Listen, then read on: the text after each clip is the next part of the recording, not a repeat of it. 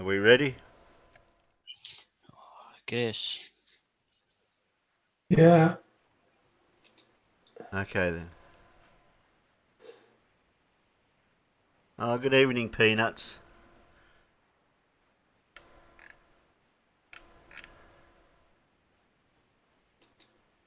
Come on, Fred.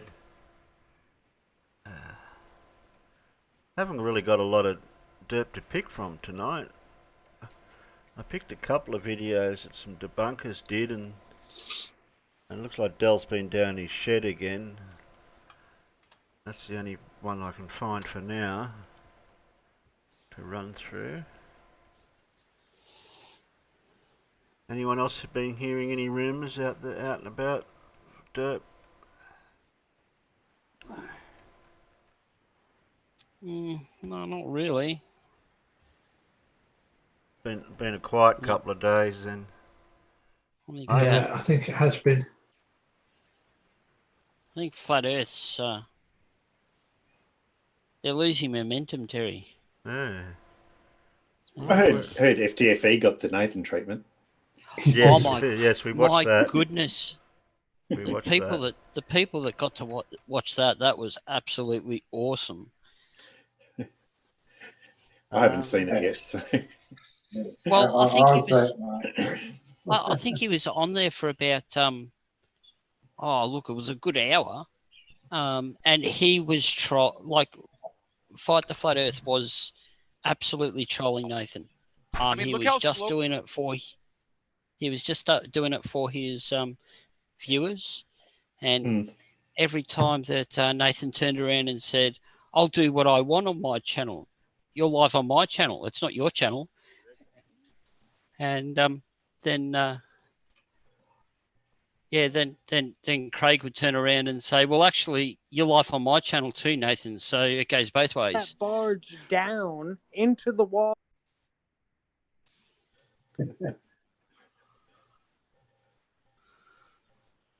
Nathan, that's a fallacy. Yeah, oh, that's right, the fallacy. I hope they're going to get to hear this out there.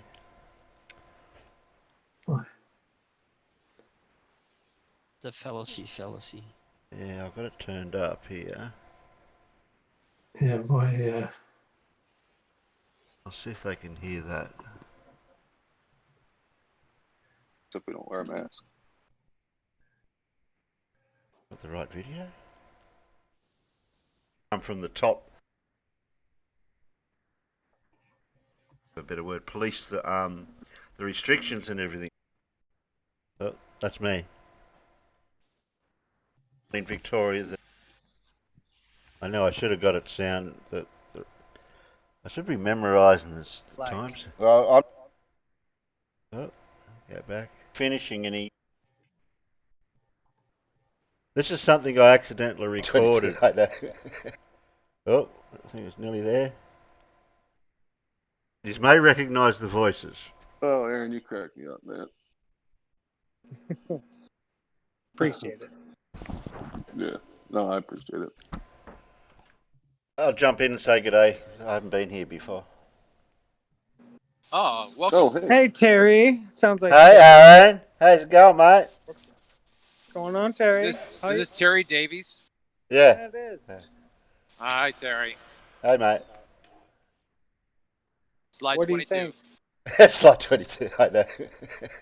What? If only Aaron didn't butt in, I would have had a perfect soundbite.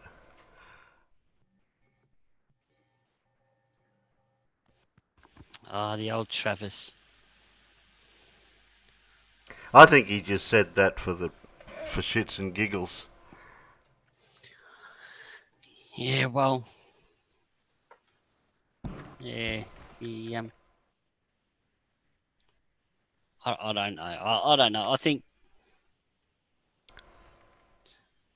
I'm starting to think Travis might be just trolling everyone anyway.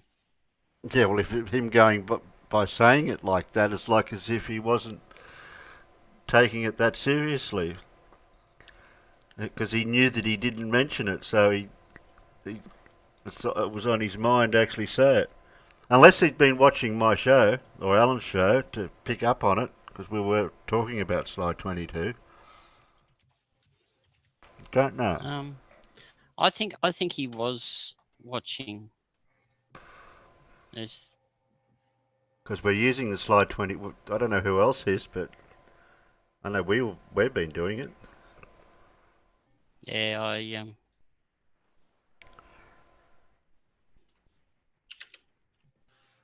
Yeah, we need closed captions for Dell, don't we? It's always a laugh.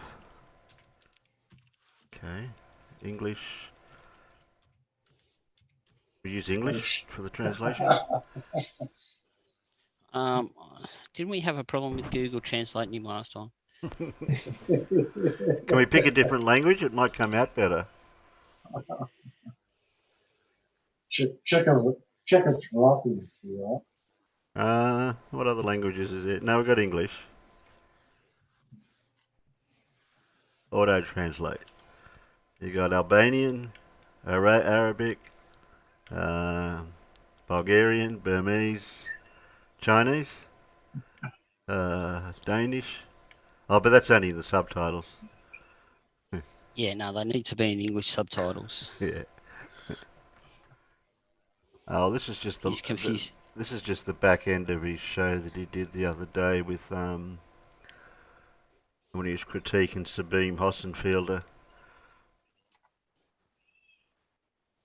If you're not aware of who she is, 117. Okay, that's this person.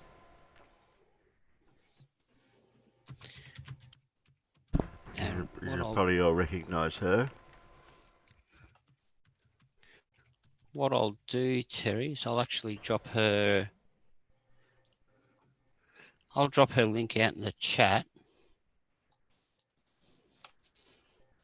so that way, if anyone wants to Look her up. go and have a look at some of her stuff, because it's quite informative and Yeah.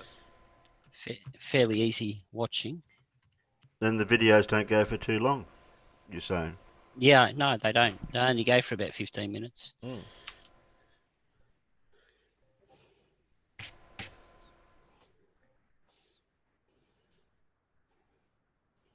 Again, for me, it's not required. I don't require this to be done. But for the rest of the world, maybe it's what's required. So never mind, using red herrings and all your sophistry and fucking rattling on about gravity, the way in which objects fall. Build a direct construct, a tangible measurement. So, Oh, he's got the whiteboard out again. What you require is a reference point, plumb, perfectly plumb. Then we build not a to scale, construct Del, don't relative forget, not to to scale. the initial plumb, and we build the construct, supported obviously by whatever, and we build it out over a mile, which, as I said in the globular earth model, dictates that there should be an 8-inch deviation from the construct to the earth. Okay? Simple. Yeah. Put it to fucking bed, end it once and for all. But again, all these charlatans on YouTube, flat earth debates, anti-flat earthers, all these people all asking for money, monetising, taking super chats, adverts on their fucking channels, acting like they want resolve, but yet they don't. I wonder if he's meaning anyone in particular for the monetarisation side of things, the adverts. Well, he may have turned up in Fight the Flat Earth's live streams that have been going on, and had a bit of a dig for a while until he got bored. Yeah, but is he talking about Flat Earth channels too, or just the Globe channels? I think he means everyone, Terry. Everyone, yeah. Yeah, So he's not. Yeah.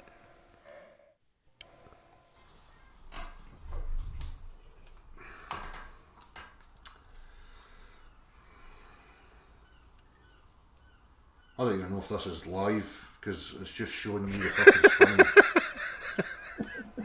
I don't even know if it's live. How could you not know it's live?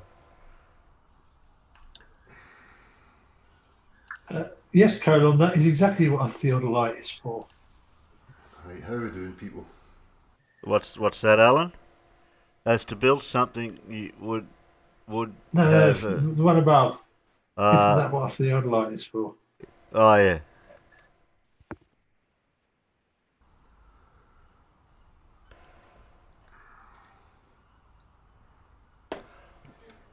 The Undegenerates T1 drummer. Perfection. A call for exploration of restricted areas. Huxley Pig, Steve HV. One man, he's detector. Flat Earth banner.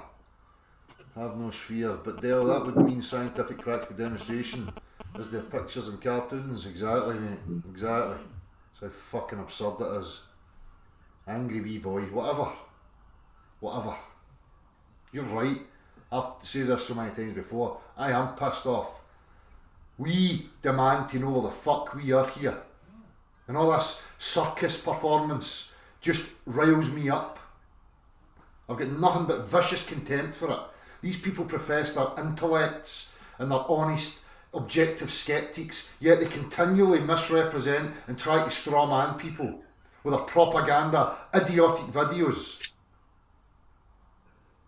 Who's You projecting? don't get this sort of contempt when you display integrity and honesty.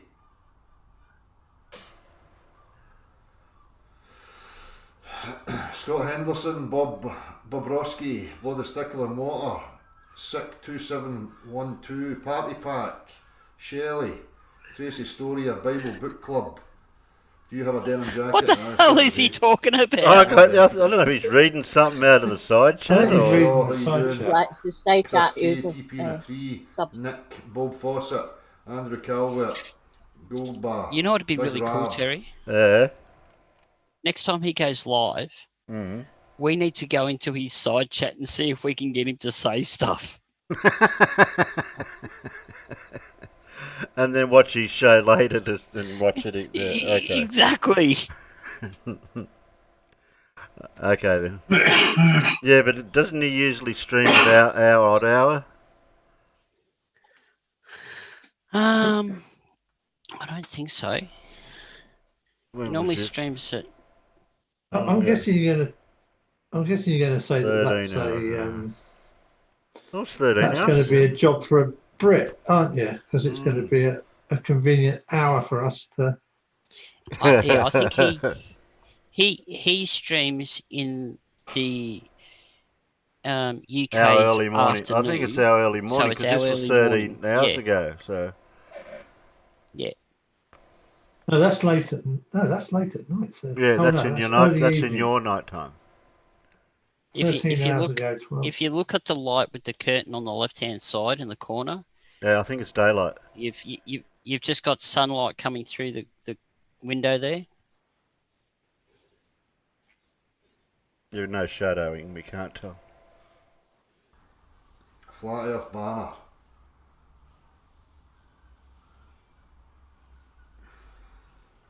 So he's Yes, wanting sure, something yeah. out of the peanut gallery to talk about. Your Julia's coming over. Is that you fucking hiding all the crispy soaks in, Des? Huh? Make sure there's no crispy soak stuck down the fucking couch somewhere.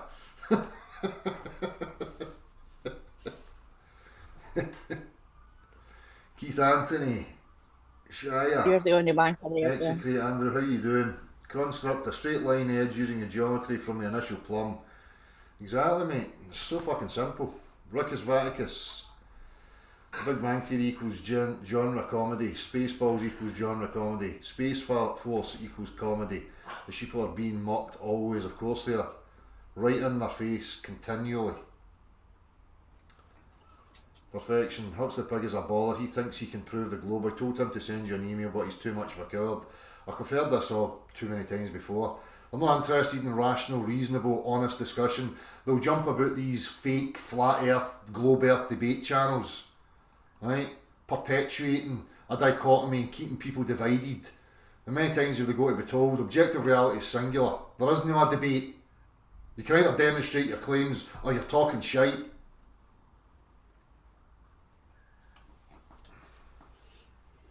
He's not going to call in because he knows that I've got the articulation, the ability to tear apart anything that it's going to offer up, as is witnessed over the last 5 years.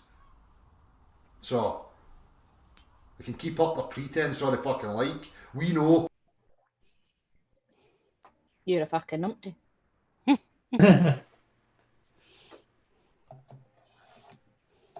Is this it? Are we not actually going to? No, I was muted. I was asking a question. I didn't realise I was muted. I was going to ask, does anyone know how long Dell's been around for? 5 years, it sounds like. What the reality is. YouTube. Flat Is that his freeze. phone number? So that's his The phone punch number down for us, so this they can- stream, as I So understand they it. say on going to this place above us, Narnia, exactly. Mars and all this shite. They'll get wee robots in Mars. I've said it so many times. An aircraft fucking comes out the sky, goes missing. Oh fuck, the whole place is up there. Don't know how we're going to find it. But they'll get fucking remote control fucking robots on Mars.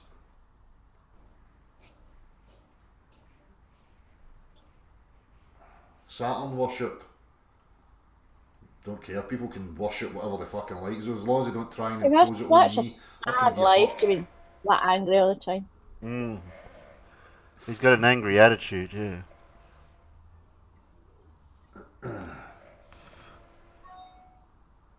Eratosthenes, Cavendish, Foucault, Einstein.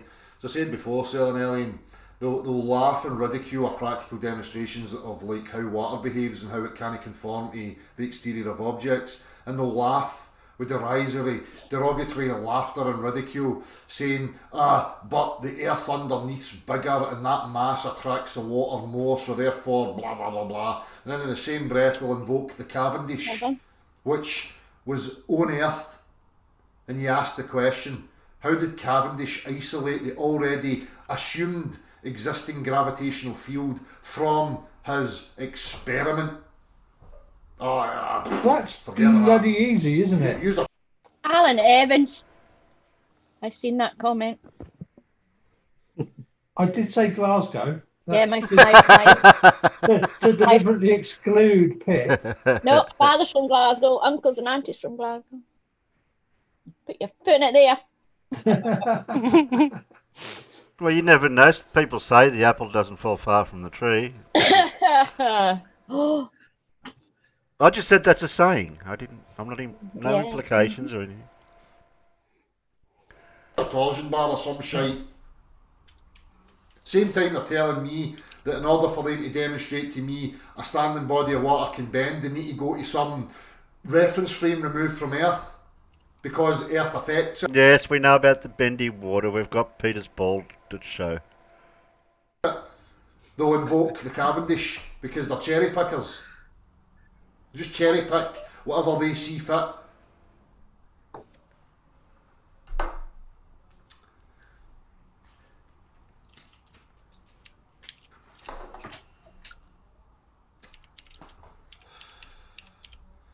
That's it, calling the White House from the moon. Hey, Bandy. Hello, how are we?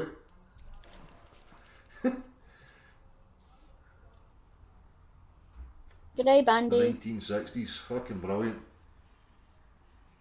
I don't know, Jai, I've got a meet up, maybe soon. I don't know if people are looking Cheers, for a Bandy. meet up.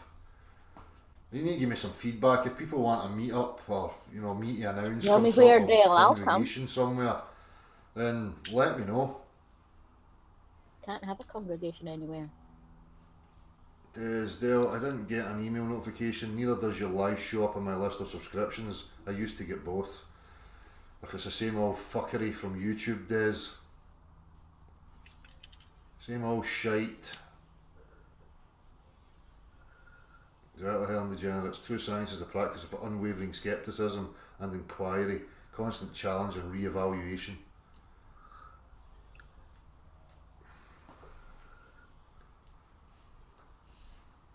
It's not very good at making roll-ups. They keep going out. As I say, the gravity thing, people really need to comprehend that. Gravity is just a word to say. Let's be things honest, Pip, fall. there's not a lot that he can do, That's right? what it is. They've just fucking manipulated it through time, ad hoc fucking, explanations, invoking magic dust, unicorn fairy dust.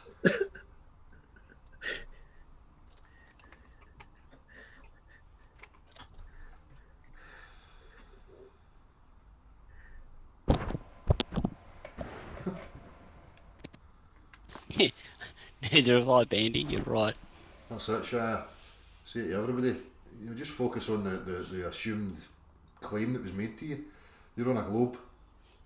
That's as far as you need to go. Just address that claim and see if you can justify it to yourself. As I said, from there, once you realise it's a pile of pish, there has to be an open inquiry. Access all areas, no holes barred. But we know fine well we have restricted areas dominated by military that you and I are not allowed to freely access. And people think that's outlandish, yet we've got fucking imaginary lines that we call borders and controls over these imaginary lines where you need to produce paperwork and ask for permission, this, that and the other. It's everywhere. The restrictions are fucking everywhere. The whole game is about restricting you psychologically, emotionally and physically.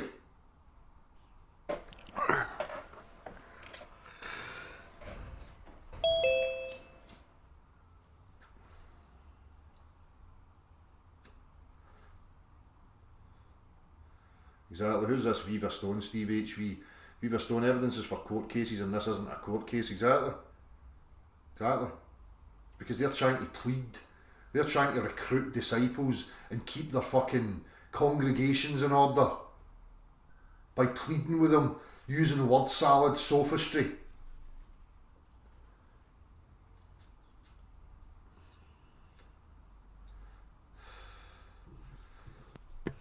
Beyond Imaginary Curve, do you agree we should keep focusing on the oldest lie, earth shape, instead of the manufactured distractions such as religions and races, ideas and political correctness? Well, all these things are a result of the not being grounded and knowing exactly where we are. Again, it's like you don't know where you are, you don't know what the game room is, you don't know what the rules of the game room is. So religions and all these things that have been manufactured are just distractions. Just where are we going with this? Nowhere. Is it just him ranting? Yeah. No, come on. And us being that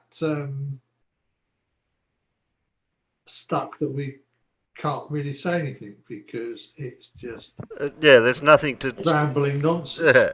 It's just a big whinge. Yeah. I haven't heard him mention the weather yet. I'm sorry, Terry, but this is just boring. Yeah, it is. It's just a whining flat earther. Yeah. I think if you're just going to carry on like this, there's nothing we can say to it. Yeah, see, he definitely goes in circles and goes nowhere at the same time. Yeah.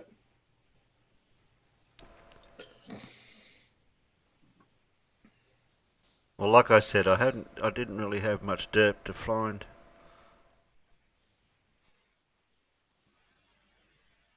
Okay, we've got Witsit doesn't get it from Dead Kennedy in space, but it's a debunking video, so it'll have a bit of Witsit in it. So you got that. Or Mr. Sensible says Eric Dubay got caught lying.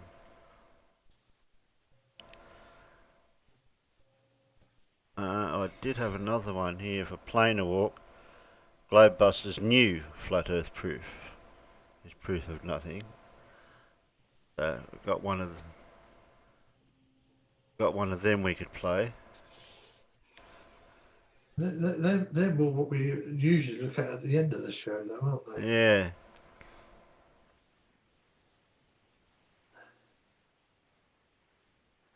So none of the usual suspects have posted videos this week. It's all just been live streams, has it? So the problem is, Alan. Look, I have to agree with a lot of the flat Earth community. I think that's the first time I've ever thought I'd say something like that. But what I agree with is that YouTube really is going out of their way to make it difficult to search for their content. there has been a number of flat earthers that have left YouTube and gone to other platforms. You know, red pill philosophy is a perfect example of that. But you know, where you used to be able to just type in flat Earth or something along those lines, you used to you get a fistful of videos that was released this week. Yeah. You type in flat Earth now, and you'll get a whole heap of debunkers that were released this week.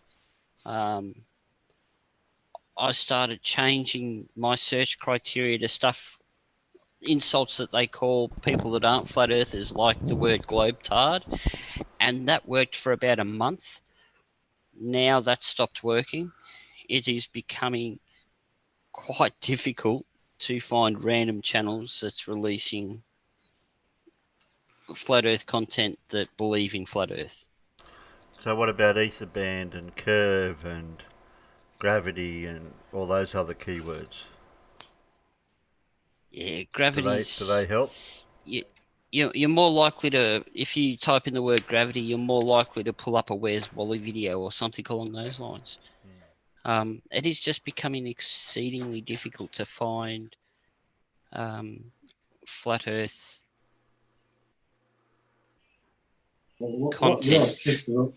What really kicked it up was 5G bullshit. Yeah. Well, look, we could go and pull up one of Scotty Storm's videos of him accusing the Victorian Premier and threatening the Victorian Premier, but I don't think that's something we really need to promote at all. No. But you know, there's that type of stuff that's going on. Like John said, you find heaps of stuff about coronavirus and 5G and all that other conspiracies that go with that. But yeah, it's just becoming harder and harder to find it. Bandy's trying to give you some advice of how to find it. Hey, Bandy. How you going, mate? D Live is the best place for flat Earth content. Yeah, you're right, Bandy. I found D Live, also Library TV is another one, and not Mixer anymore because that's closed down. But yeah, there's a few other platforms where you can find flat Earth content, and the advantage of us using stuff from there, Terry, would be that copyright strikes don't go across the platforms. Oh, that's handy to know. Okay. So we can literally something off D Live, Periscope, or something like that. Are you able to do anything in the next couple of minutes to look at that for a sec? Or is that something we'd have to do a bit of pre? Yes, Ala? Sorry, definitely didn't want to get that one. I found Taboo Conspiracy 2 just put a new one out 2 days yesterday.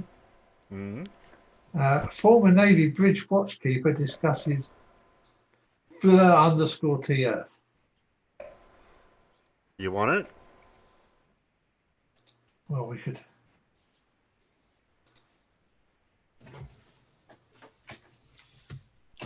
There you go, in the inside chat for you. Okay. So we'll leave the other ones for later. Yeah.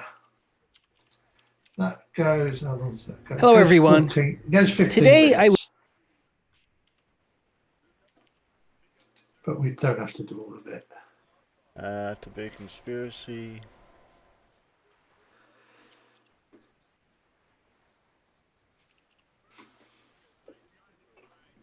Well, he's got the dog cam going first, and then he probably goes into his story after that. Seems like.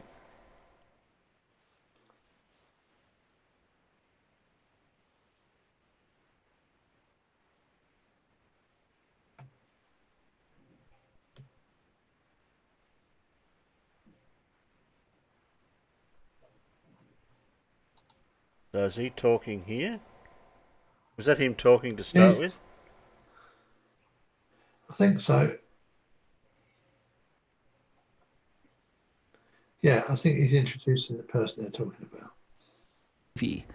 He has some fascinating information to share about his professional experiences with radar and navigation in the Navy, but I think you'll simply enjoy hearing from a well-educated, genuine person who has simply awakened to the fact that the globe does not hold up to observations and scrutiny.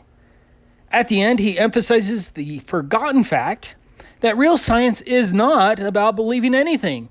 Instead, real science is based on observations and questions, and that's what Flat Earth is all about.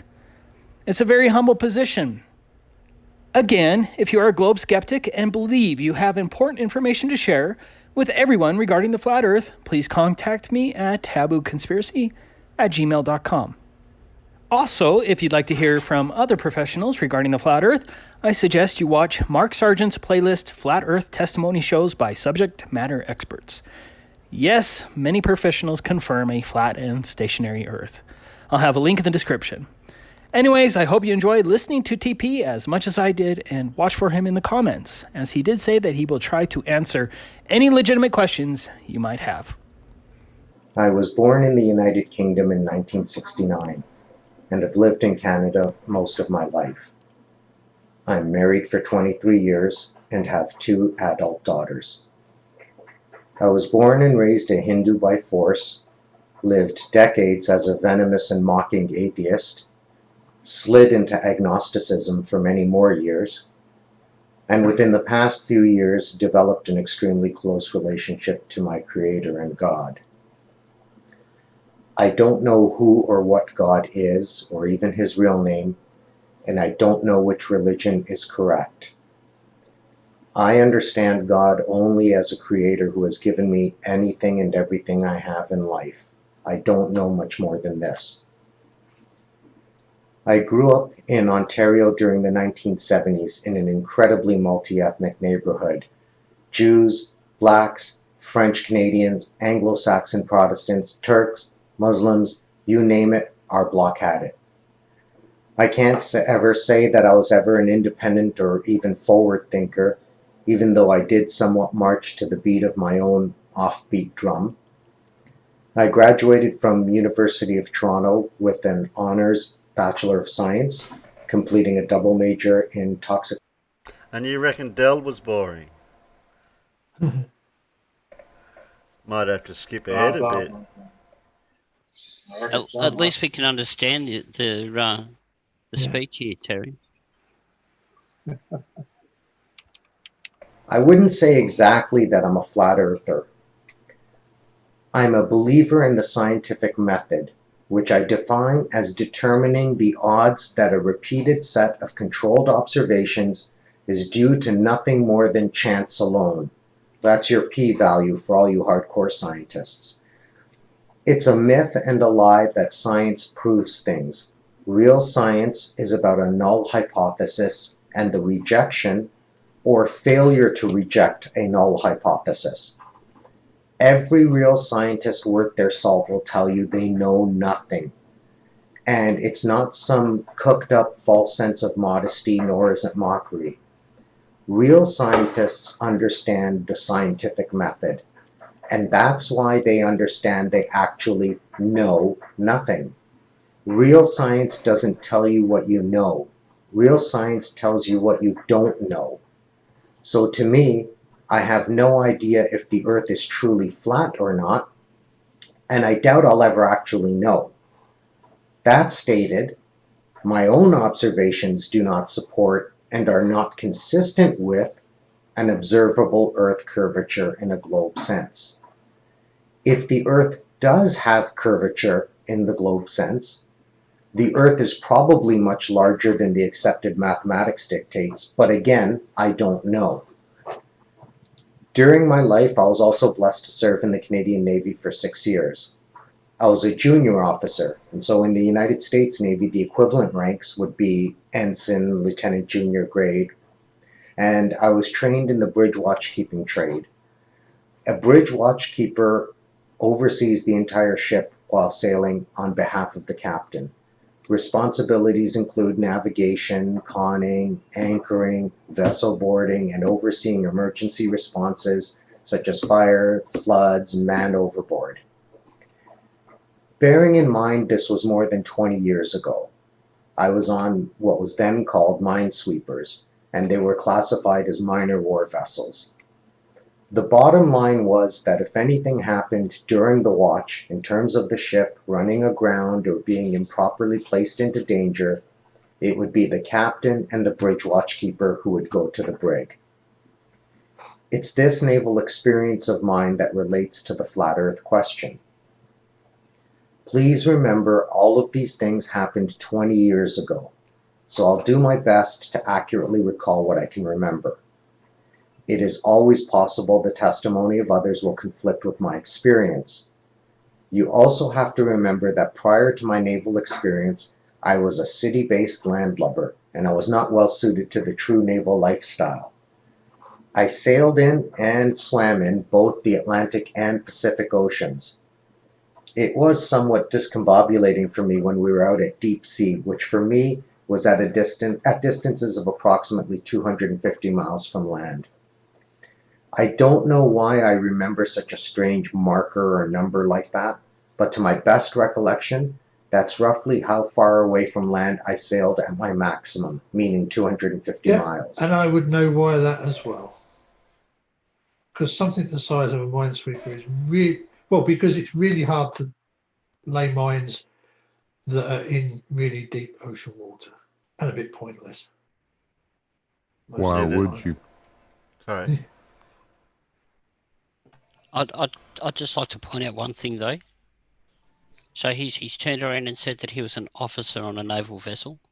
Yeah. Now this explains why when I was in the Defence Force, why we were always trained not to give an officer a map because they'll get you lost. Right. Give an officer a map and a compass and you're guaranteed you'll never get the job done.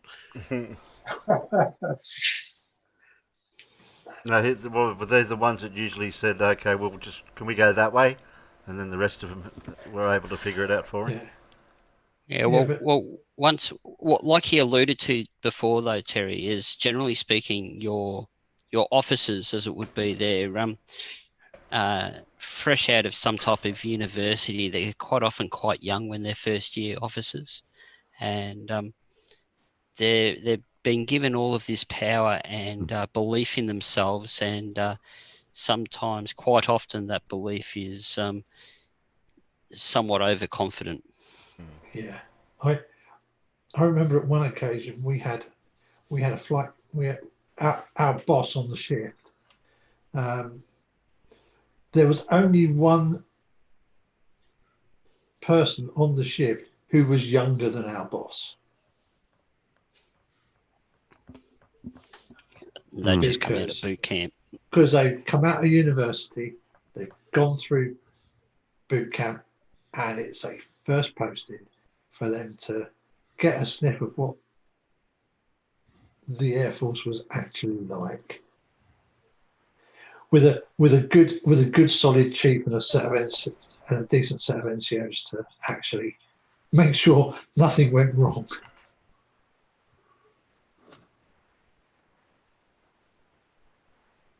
Gotta love the butter bars.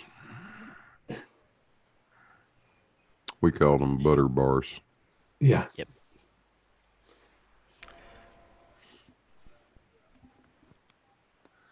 They never knew where they were or what they were doing. Yeah, that's what I was thinking now. He sailed 250 miles from the coast and never wondered why he couldn't see any of the land anymore. In your case, Blue, that's one of the reasons why they were your young Louis were always given a staff sergeant was Australian, but a sergeant major or someone like that to, shall we call it, babysit them. Typically. Yeah, E7 probably would have done it. They wouldn't listen to anybody. It really didn't matter.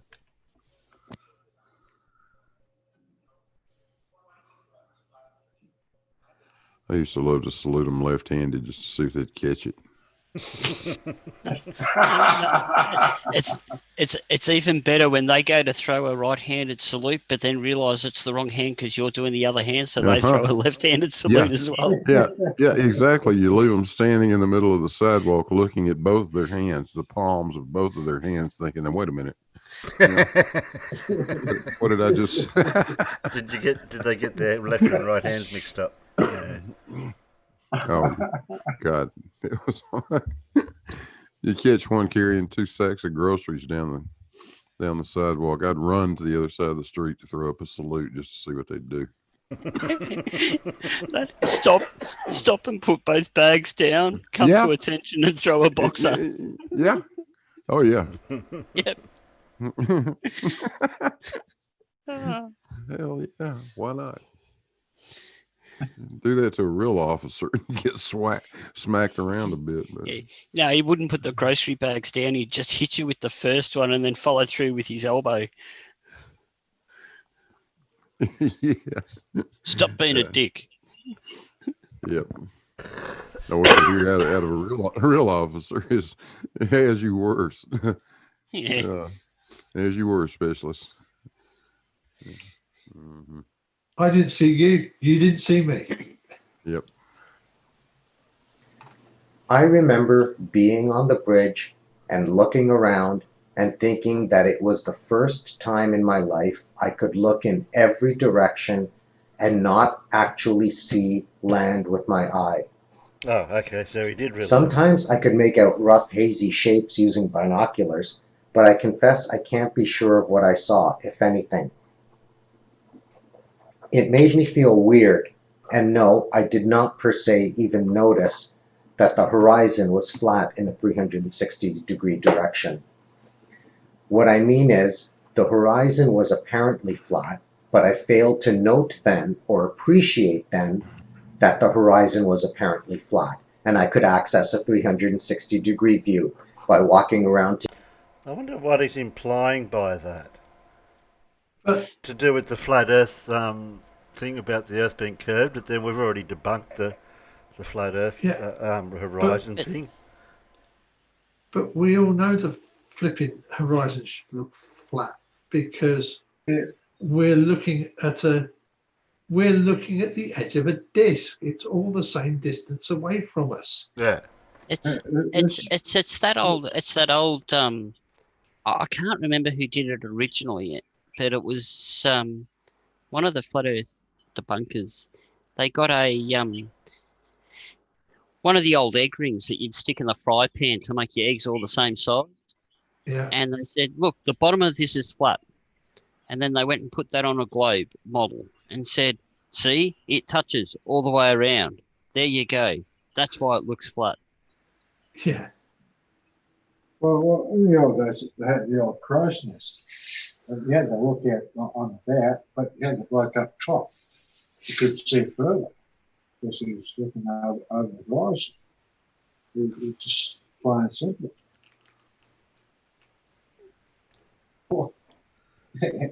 How dumb can you get? To different places on the bridge and upper deck. Back then, we used paper charts, and there was always a chart on the charting table, no matter where we were sailing. All of our charts, of course, always had at least one land point as a reference. I've never seen a chart that is all blue and indicating nothing but water. As junior officers, we were responsible for what is termed visual and blind navigation. Visual navigation refers... I'm pretty sure you would change the scale of your map to show some land, or because if you're out in the middle of the deep blue and your map just showed blue water all around you, what's the bloody point of it?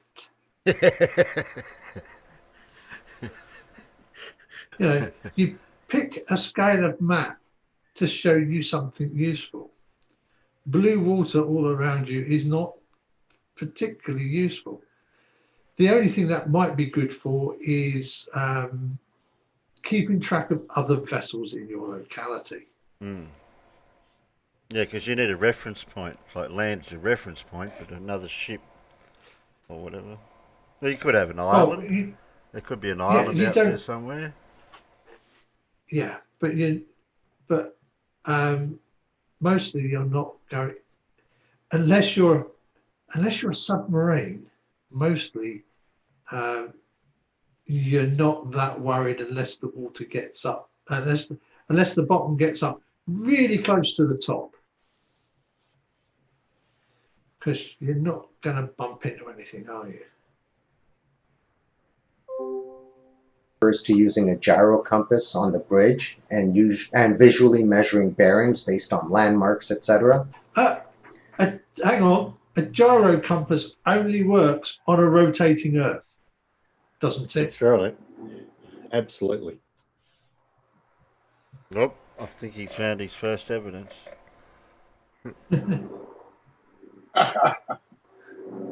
Blind navigation refers to the fact that for whatever reason, you cannot rely solely on your visual sense. For example, you're too far away from land to see, or it's nighttime, or it's foggy, and so you have to use aids like radar.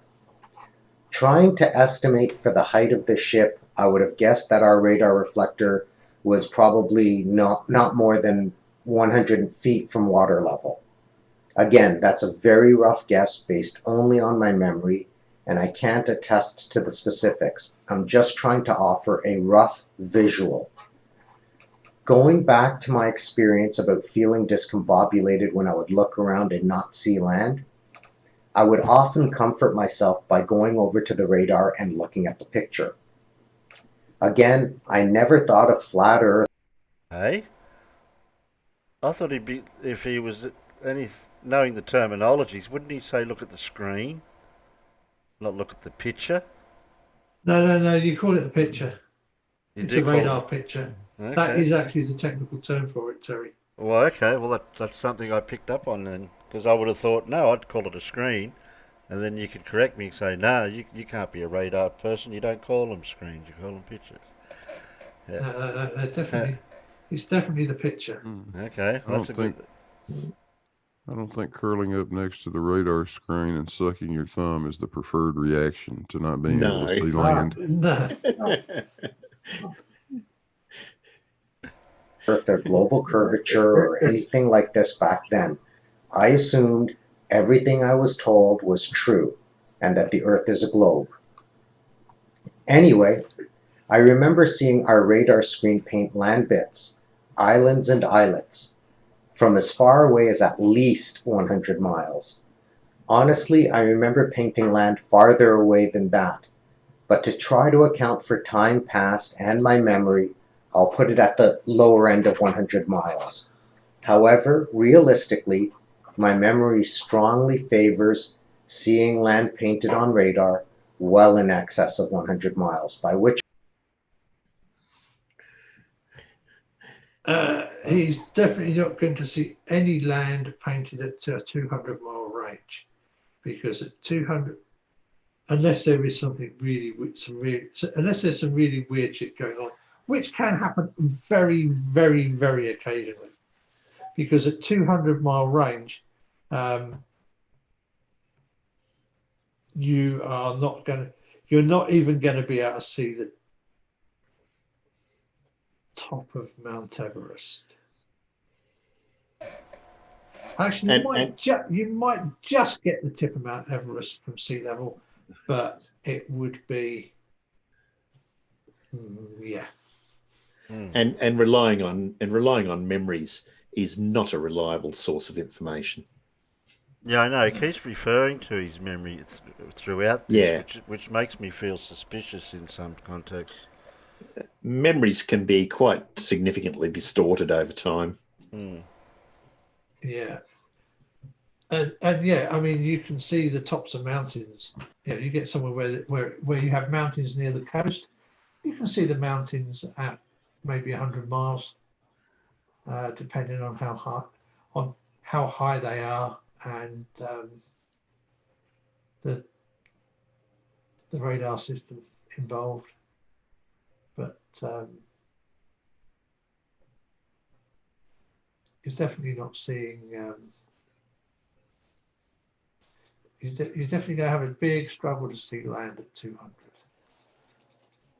because It just amazes me that any flat earther has never been boating or navigation, just still make it up. Have they navigated? Been out there? It's just amazes me. Which I mean the 150 to 200 mile range. The thing is, most of these little islands and islets weren't exactly significant in elevation either. They were, relatively speaking, small chunks of land rock out in the middle of the water with some trees, some with nothing more than rocks and sand. These islets and islands did not have skyscrapers on them. They were all, or mostly, as I recall, uninhabited. Undoubtedly, some of them had hills and I figure maybe even trees as high as 100 feet. Regardless, it's my memory recall and my belief that... What's the Black Swan video tucked in here? I'm sure that's from the Black Swan videos. And again, if he's only relying on his memory recall and beliefs, it's not very substantial evidence. Yeah. Another thing you have to remember is marine surface radar has terrible problems with clutter. Basically because the bloody ship rolls all the time.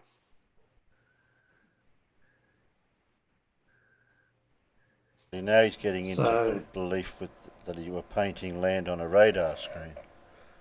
Okay. Yeah. So it also depends on the exact type of picture that's being plotted. Whether it be what we would call raw radar, a straight plan position indicator. The old-fashioned thing where you've got the orange screen where it's going round and putting little blips on there, or whether it's more like a computer screen where it's where you've got little squares and data for the target where it's being more fully processed. The thing is that there's people charging shit. No, you're roboting, John. A ship. Oh, sorry. My apologies.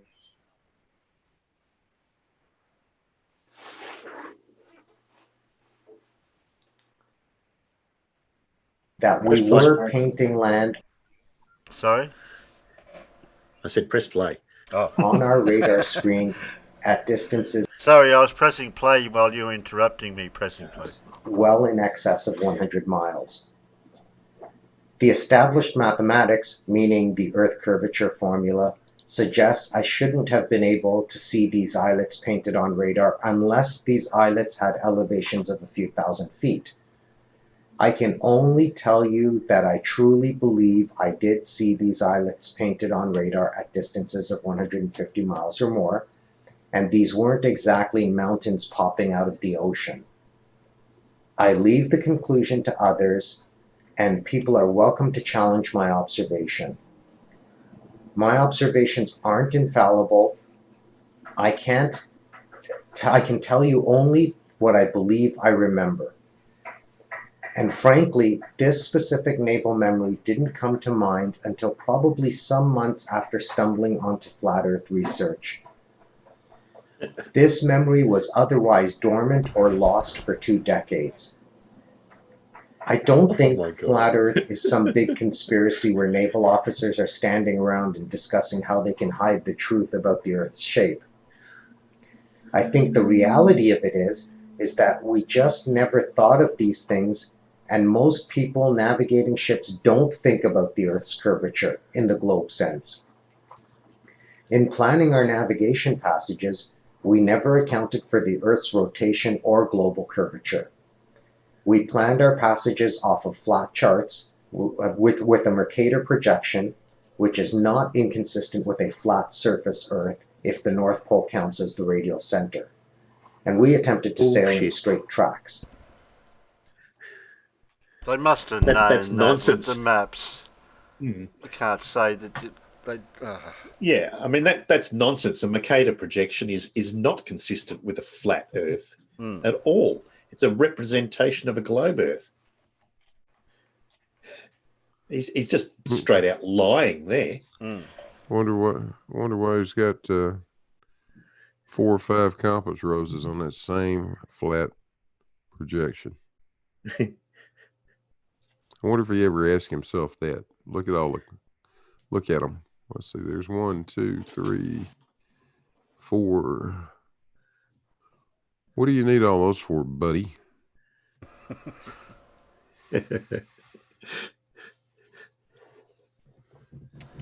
We planned our passages off of flat charts with a Mercator projection, which is not inconsistent with a flat surface Earth if the North Pole counts as the radial center. And we attempted to sail in straight tracks. We were required to calculate astronomics for wherever we may have been, based on latitude and longitude alone, using the Farmer's Almanac. We were responsible for calculating sunrise, sunset, moonrise, moonset, and other times and values. None of those calculations ever required us to account for either of Earth's global curvature or rotation, and all of our calculations were very accurate, typically within 1 minute or less. The only unknown or uncontrollable variable we used to run into was called set and drift, which is how much we were being pushed off course by sea currents. Set and drift are always changing values, wind. random in appearance. Yep.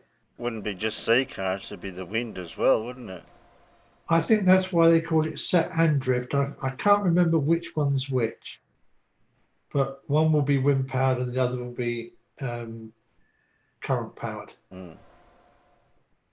That's why it's the same with flying a plane.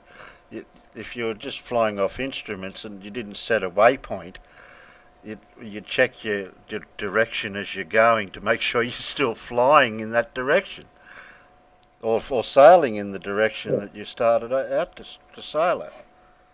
Because the wind or the... That's what they do in sailing, tacking. It might be a powered ship, but what the old sailing days, you've got sails, you've got to tack into the wind. I don't understand the naval jargon, but set is obviously a bearing. 110 degrees is what he's showing there. Drift, I don't know. Must be the velocity or something.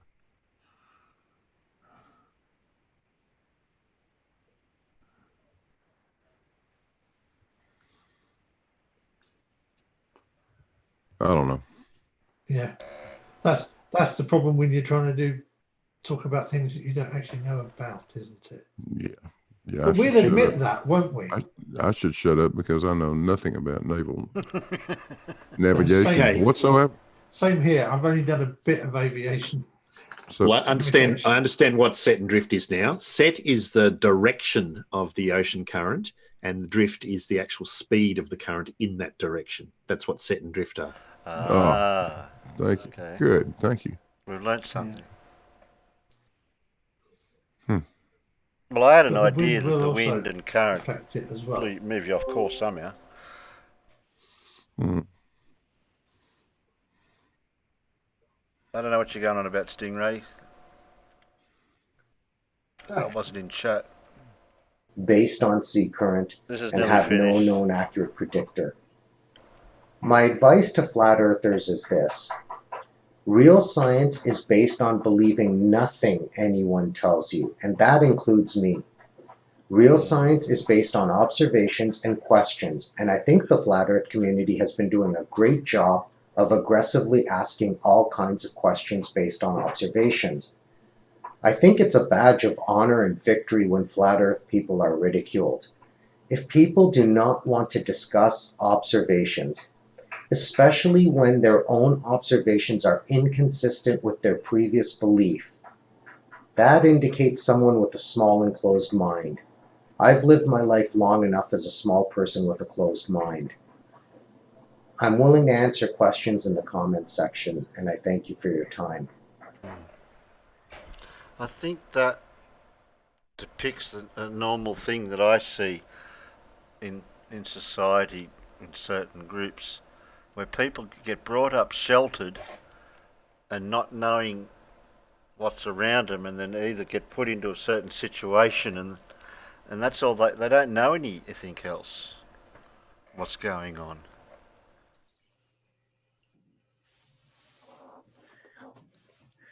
That's called being hyperskeptical. I mean, you can't be hyperskeptical of everything that everybody says, because otherwise you can only believe the knowledge that you find yourself, and that would be a very small subset of the knowledge that you actually have.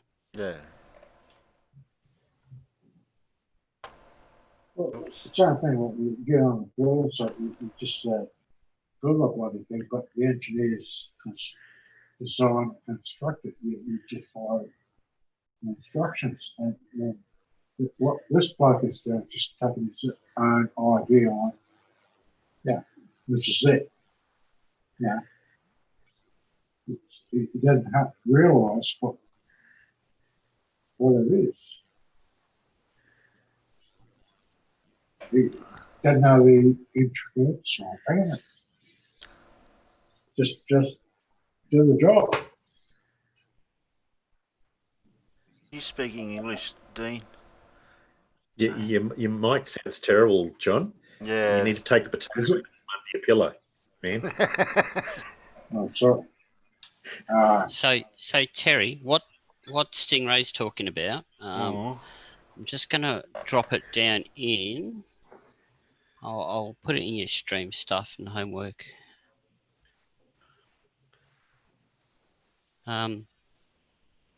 Speak Truth, Seek Truth. Found a interesting document that was on the 24/7 server. Okay. And on this particular document, as you go down through it, I think it's something like point number 7 or something along those lines. It actually states that the Earth's a globe.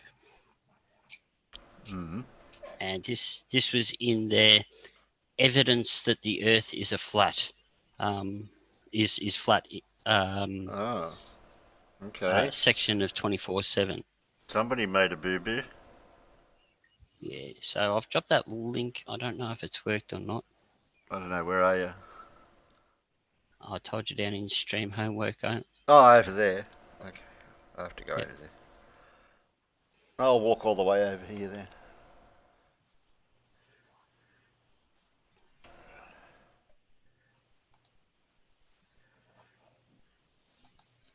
No, it has to download. Do I have to download it, do I? Yeah. It won't take long, Terry. It is a PDF, but it's only pretty small. It's 379 kilobytes. It's okay. I just want to make sure I put it in the right spot. There it is. Right. Now I can open it. I think. Open. Now you guys should be able to see it. I open it up. There we go.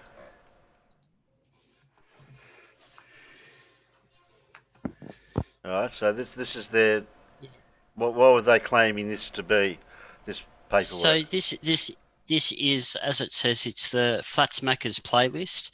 It's a list of things that they believe that they can use to show and prove that the Earth is flat.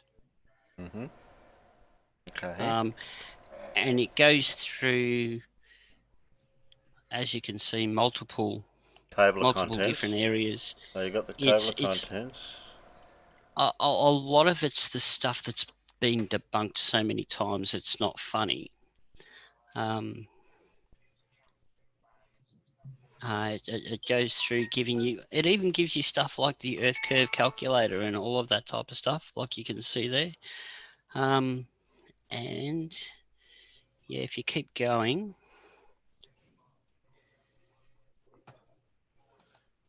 Horizon eye level, horizon test, flat Earth and fisheye lens. So these are all some links to some channels. these are all they're all links to. I don't want to use the word tests, but they're things that flat earthers have done. Flat Earth has done. Yeah, by flat earthers. Yeah. How to circumnavigate flat Earth. Pilots, Air Force, assume a non-rotating Earth. Flat Earth, sun and seasons, which don't work. What's wrong with maps and models? Well, yeah, just I think it might be that too. Just go back up a little bit. No, back to the flat Earth maps and models. Yeah.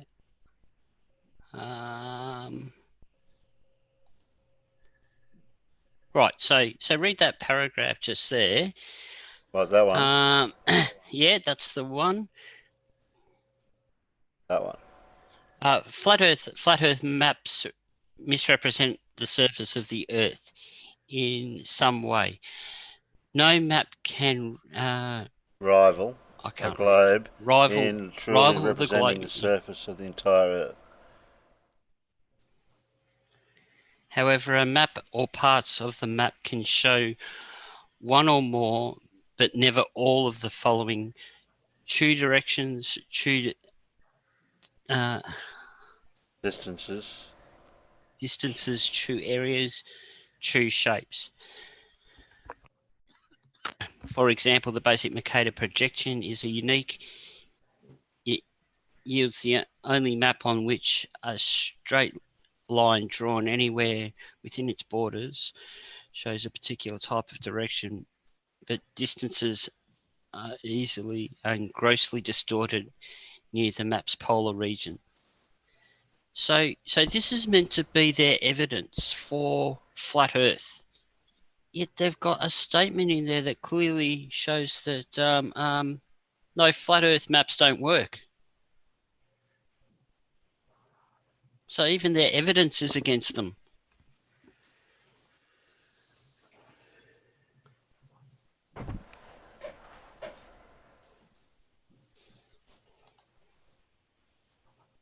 No, it says no map can rival a globe in truly representing the surface of the entire Earth.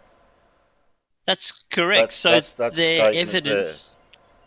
That evidence is against everything they believe in. Yeah. That statement is against everything they believe in. Yeah.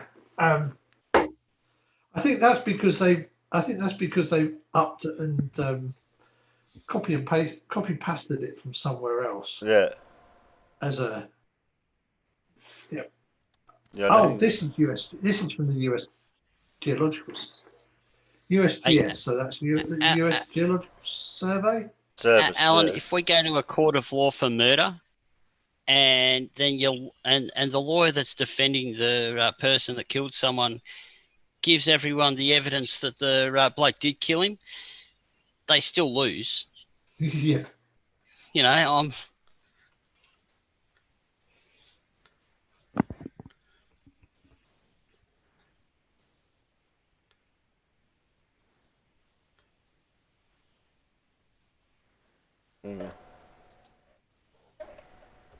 Okay.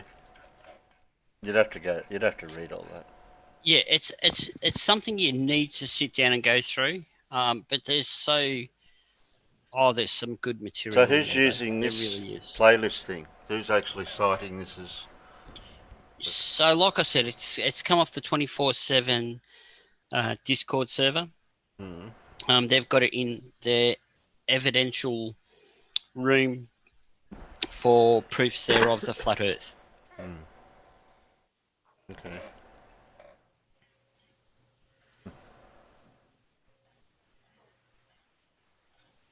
Yeah, I still don't know how they.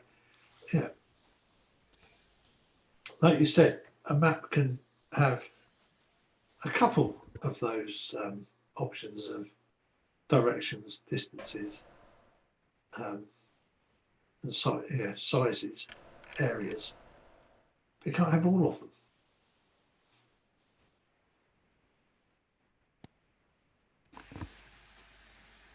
Okay. Oh, well, that looks like that's all we've got for that bit.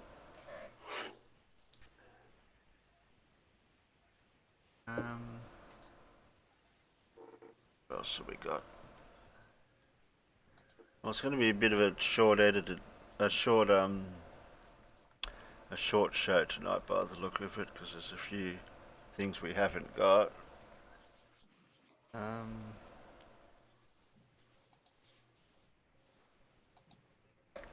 don't think Pip's going to be around to do any questions, and I haven't got any bookmarked at all. Hey, you off for anything, Paul? Yeah, I've got something for you. And I can actually make it into a bit of a quiz too, if you like. Okay, yeah, stretch it out as long as you want. I don't have to stretch mine out. It's long enough already, Terry. Oh.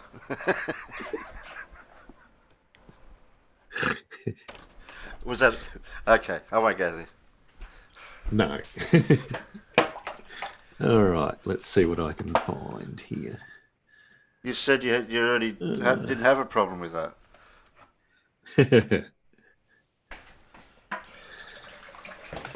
Okay.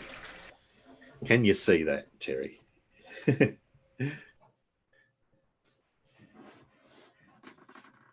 Yeah, it looks good. Good. We're going to do a few quotations by scientists today, and your job will be to guess who the quotation is by. So let's see how we go. I've lost sight of the external chat because my screen's covered it up. So now let's see. Okay, quotations by scientists. Our first quotation. I've included pictures to make it easier for you to figure out who this is.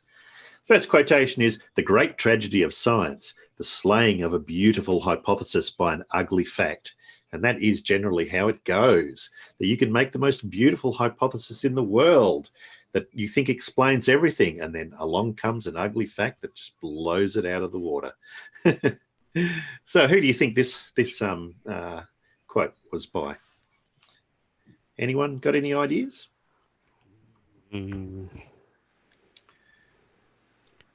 Give the peanuts a bit of a chance too.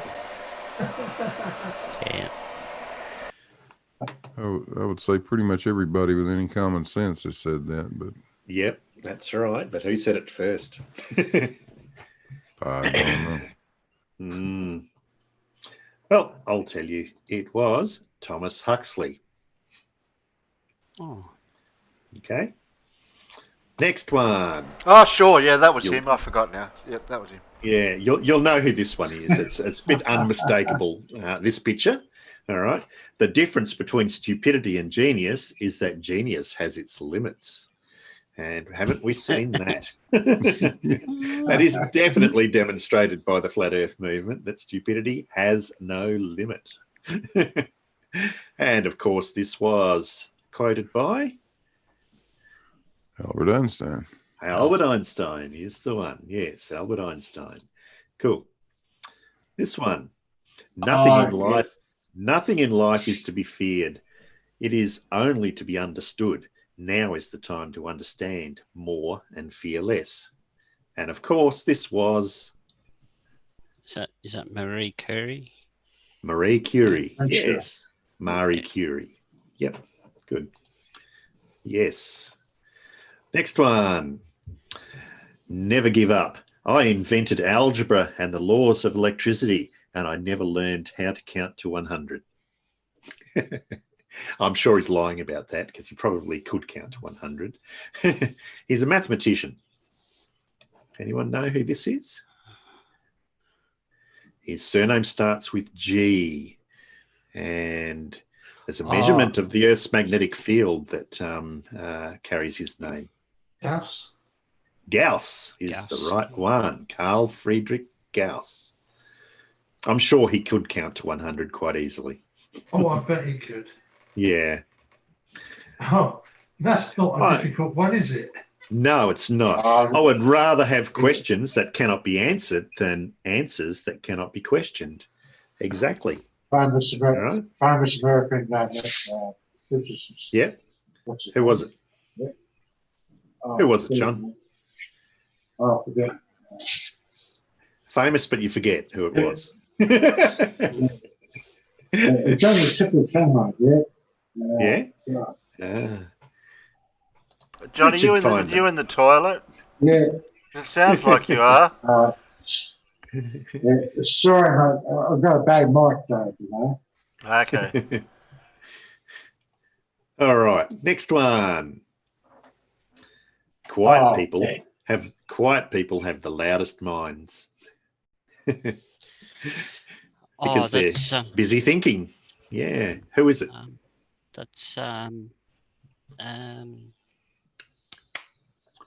Now, I've chosen a picture of this guy that not many people would have seen. They're more likely to see him. But he's normally in a wheelchair and has a funny voice. Yeah. What's I was that? going to say, people call me by his first name because of my wheelchair. Yeah. Oh, do they? Yes. Yes. Well, I have the power. Okay. I have the motorized wheelchair that looks a little like the one he used to use. Yeah. Of course it is Stephen Hawking. Next one is pretty unmistakable who this one's shit, from. I got no idea who this bloke is. You may as well tell me. Yeah. People assume that time is a strict progression of cause to effect. But actually, from a non-linear, non-subjective viewpoint, it's more like a big ball of wibbly-wobbly, timey-wimey stuff. No, I got no idea who that is. You got me beat. One of my favourite Einstein quotes, that one. Wibbly-wobbly, timey-wimey stuff. Yeah, yeah. Great description of time. It's glad. I'm glad to see one of these biggest. One of these highly educated individuals still has trouble and uses things like wibbly wobbly and timey wimey. Yeah, that's right. Yeah, yeah, and stuff. Next one. Okay. The impossibility of conceiving. You finished, John? The impossibility of conceiving that this grand and wondrous universe with our conscious selves arose through chance seems to me the chief argument for the existence of God. But whether this is an argument of real value, I have never been able to decide. Who was this? Wouldn't have the friggers. No? Was that Darwin? Yeah. It is Charles Darwin, yes. Oh, it is too. Well done. Now you tell me, Yeah. I recognise him now. Yeah. Okay, next one. Mathematics is the language with which God has written the universe. I don't know about that one. It's very true that. I mean, we use mathematics to describe so much in science. It would be hard to describe things without mathematics. Well, I was surprised that Albert Einstein was a little bit religious in that context of at the end of some of his things. He had something about God or something written. I guess gravity. That's why they call it the universal language. Yeah, yeah. It's pretty hard to make predictions without mathematics. Yeah, this was Galileo Galilei. Yeah. Yeah. Yep. Okay. Science never solves a problem without creating 10 more. And that is the case, because the more we find out about science, the more we find out about nature, the more we uncover that we don't know. Absolutely. Yep. Who was it, though?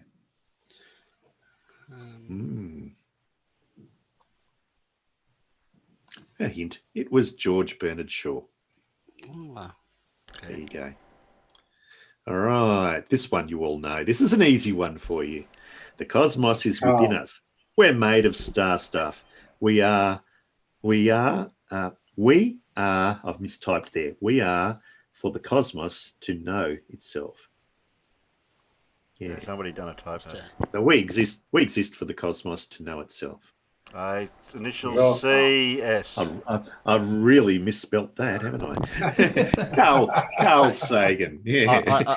I don't want to put you down. I don't want to put you down. That looks how I spell stuff. Yeah, I know. Obviously didn't proofread that one. Yeah. Okay. In science, the credit goes to the man who convinces the world, not the man to whom the idea came first. Yeah, Oliver Lodge. Take note. Who said this? Any idea? It is Sir Francis Darwin, another famous Darwin, but a different one. Yeah. Haven't we got that Tesla and Right. that other guy that went on holiday? That's the same problem. Yeah. Genius is 1% inspiration and 99% perspiration. Come on, you got to know who said this. I have heard of it.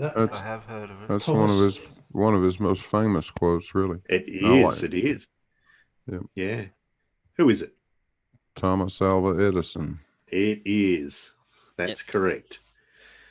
All right. I haven't failed. I just found 10,000 ways that won't work. Yeah. And that is absolutely true, that failures in science aren't necessarily failures. They're just things that you've discovered. Yeah. Same guy. It is Thomas Edison. But isn't there an opposite thing to that with the flat earthers of doing something that repeatedly or something? I can't think of what it is. And getting they've found out lots of ways that don't work too. Expecting the same results or something. Yeah. Yeah. I suppose the one quality in an astronaut, more powerful than any other, is curiosity. They have to get someplace nobody's ever been. Come on, this is pretty easy, this one. John Glenn. John Glenn it is. Yes. All right. If I have seen further, it is by standing on the shoulders of giants. Come on, Terry. You know this one. That is actually engraved on the £2 coin in the UK. Yeah. Anyone know? I should know it, should I? Come on, Terry. You know. Come on. It doesn't look like Newton, so it must be somebody else. And there was a flat earther that literally thought he was literally standing on the shoulders of literal giants. No. Yeah, you got it right, Terry. It is Isaac Newton. Ah. I thought he was fatter. He may have been, I don't know. It is the mark of an educated mind to be able to entertain a thought without accepting it. Something the flat earthers don't seem to be able to do. Any idea? This one was that Aristotle? Was that Aristotle? It was Aristotle. Yes. God. Well done. Did you say something the flat earthers aren't able to do? It had entertaining there. What aren't flat earthers entertaining? They aren't able to entertain the idea of a globe without accepting it. So they can't put themselves in the globe earthers' shoes just to see what it's like. Unlike most the people on the other side of the fence who are quite happy to look at what would happen if it was flat. Yeah, that's right. Yeah. The first gulp from the glass of natural sciences will turn you into an atheist, but at the bottom of the glass, God is waiting for you.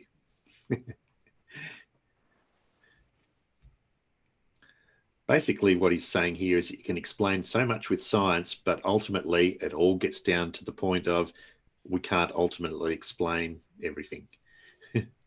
Jeez, and I thought he was talking about a heavy Friday night down at the pub. No. Any idea who this might be? Werner Heisenberg. So we're allowed to be uncertain about that then, aren't we? Yeah, that's right. Yeah. Simplicity is the ultimate sophistication. Didn't know that. Huh? Leonardo? It was Leonardo da Vinci. Well done, John. Okay. The greatest enemy of knowledge is not ignorance. It is the illusion of knowledge. And don't we see that all the time with the flat earthers? Yes. Like Chris Berry. Thinks he understands Coriolis force, but nah. Who is this? Stephen. It's Stephen. Oh, again. Steve. Stephen. Stephen Hawking. again. Stephen. A young Steve. Stephen Hawking. Steve. Steve. Yeah, Steve. Alan. Steve. Alan. Hey, Steve. Alan. The role of the infinitely small in nature is infinitely great.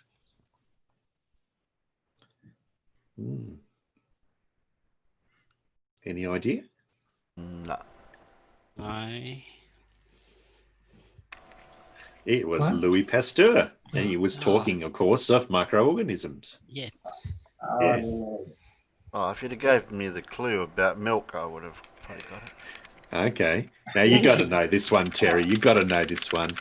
If your hate could be turned into electricity, it would light up the whole world. It's not Tesla, is it? Oh, Walter.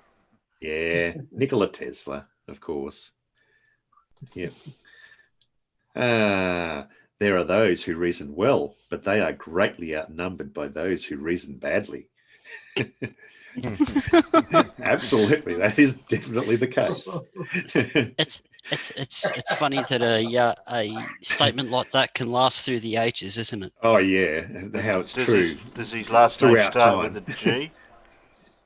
It does. Galileo. Yeah. All right.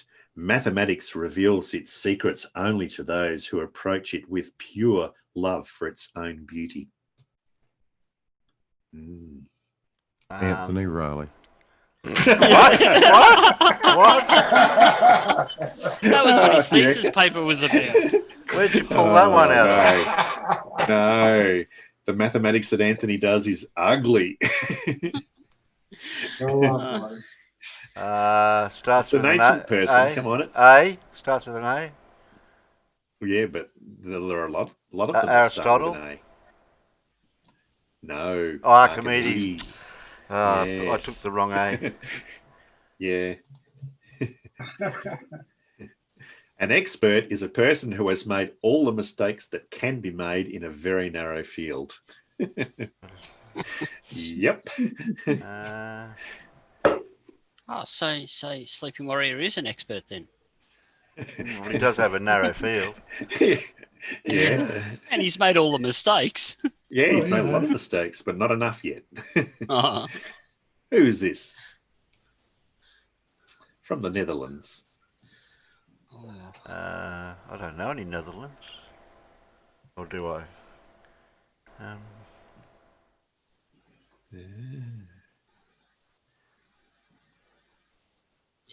It's got me beat. But you know what else I say about experts, don't you? He might not be an exciting person. He might be a very, very... No? Doesn't give you a hint? Not boring. Dull. Yeah. Niels Bohr? Niels Bohr. Yeah. I'm going to say. Okay. Yep. Don't worry, Paul. Okay. An experiment is a question which science poses to nature, and a measurement is the recording of nature's answer. Oh, that's quite profound, isn't it? Yeah. Yeah, why didn't I think of that one?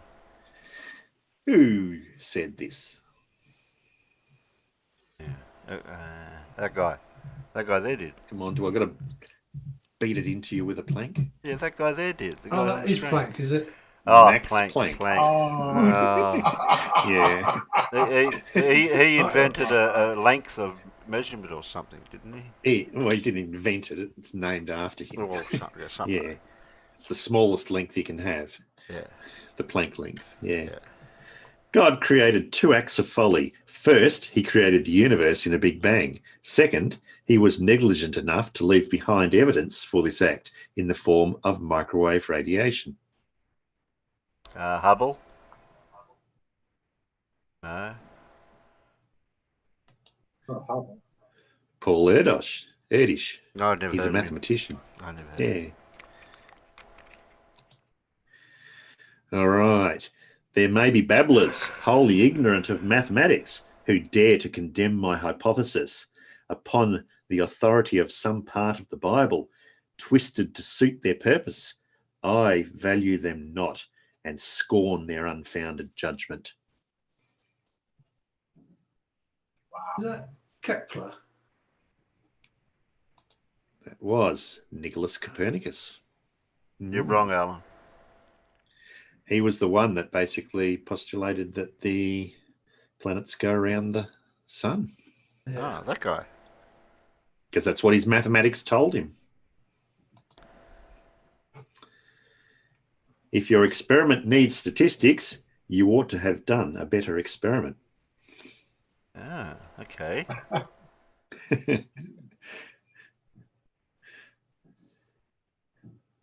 This guy came from New Zealand.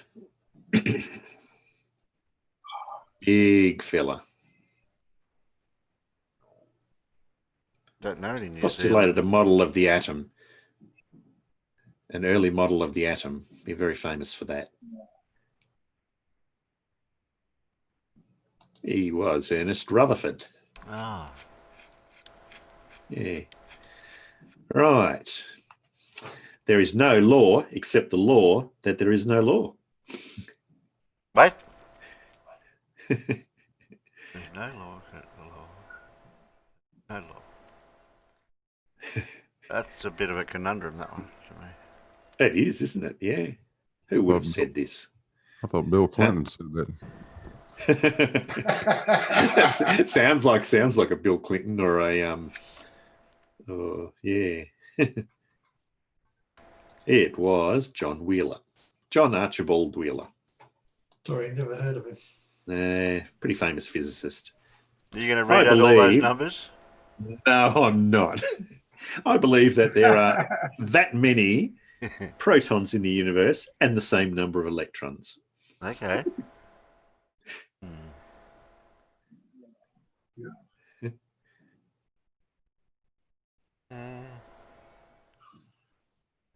Any guesses?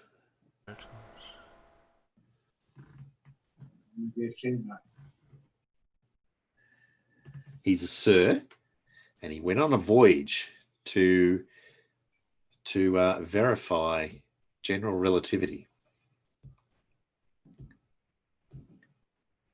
Oh gosh. You know it, Blue, do you? But you can't think of it. In 1919, yeah, yes. 1919, yeah. Yeah. Come on, Blue, help. You know who it is? I'm working on it. I like Spooky Bedhead's option. The Count from Sesame Street. Yeah. It was Sir Arthur Eddington.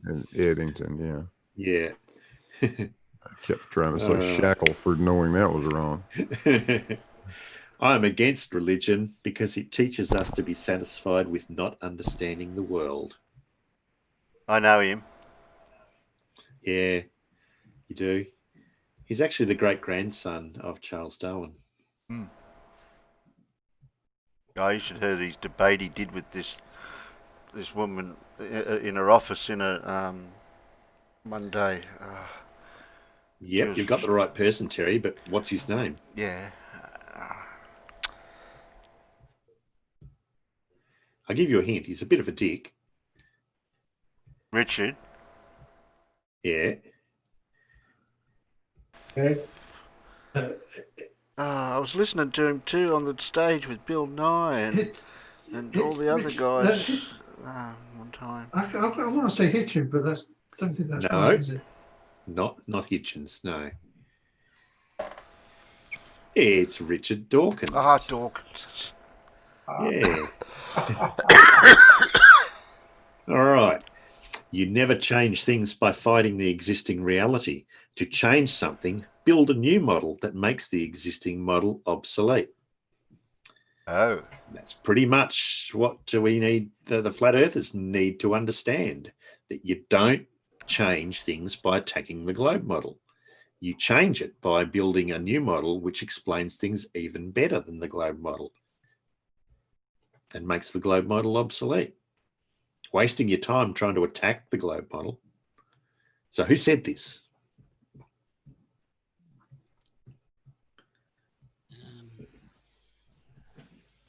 Some guy who's got a funny front tooth.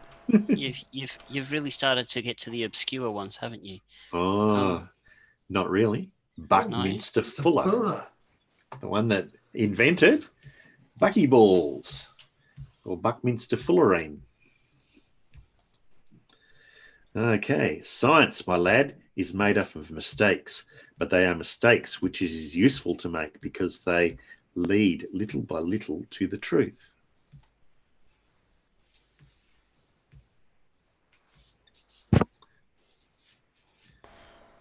That generally is true. Any idea? No, this was Jules Verne. Oh. What? Yeah. If you'd have said something So about this- 30,000 or leagues or... Yeah. I suppose, therefore, that all things I see are illusions. I believe that nothing has ever existed of everything. My living memory tells me. I think I have no senses. I believe that body, shape, extension, motion, location are functions. What is there, then, that can be taken as true? Perhaps only this one thing, that nothing at all is certain. What didn't he make that last experiment back in blood? He was a mathematician. Yeah. I have taken one of his names before as one of my avatars. Yeah. He's very famous for his name is given to a coordinate system. Mm-hmm. Anyone know? No, I was going to say for that, but that obviously isn't right then. No. It's the coordinate system Descartes. that we, yeah, Rene Descartes. Oh. Good. This one's obviously got to be an old person because all we have is images of statues of him. Why, He where's obviously his doesn't look where's his like picture? reality. They didn't have cameras in those days. There are in fact two things. There are in fact two things: science and opinion. The former begets knowledge, the latter ignorance. Who was this?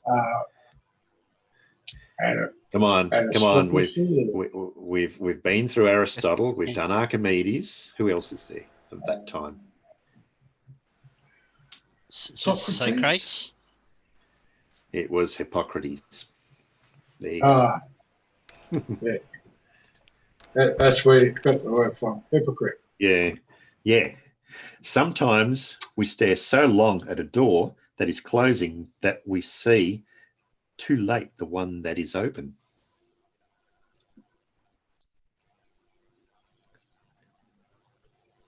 Any idea?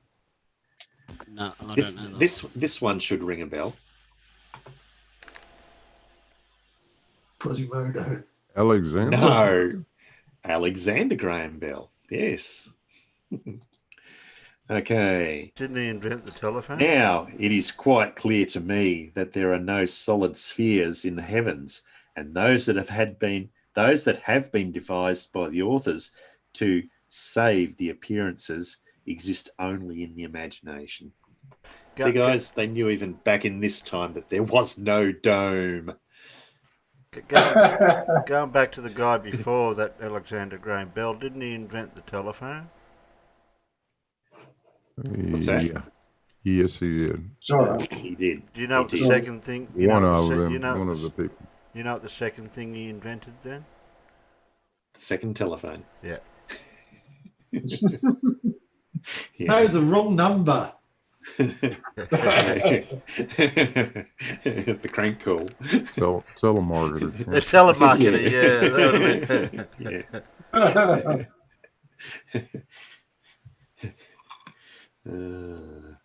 So who is this guy? Some guy with a weird moustache. Is that one Kepler? It is Tycho Brahe. And I'd like to just comment to Dora's statement out in the chat.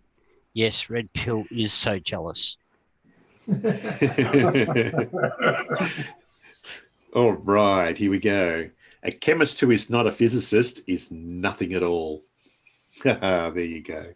Good old JM, eh? JM Truth. Hey, JM's outstanding in his field. So, in other words, if you're not a physicist, it doesn't count. This was Robert Bunsen. You've all used his devices in high school. Bunsen burner. Yeah. Getting into so much trouble using Another old guy. This is another old guy.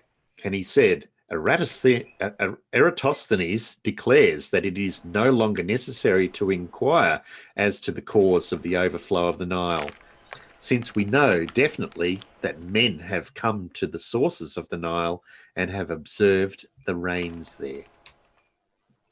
Who quoted this?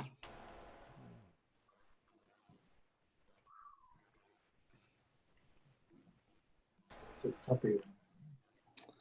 was a guy who had tickets on himself, obviously, because it was, in fact, Eratosthenes. Yeah. Oh, that wasn't the stick guy? Yeah. Yeah, that was the stick guy. The stick guy. I love that.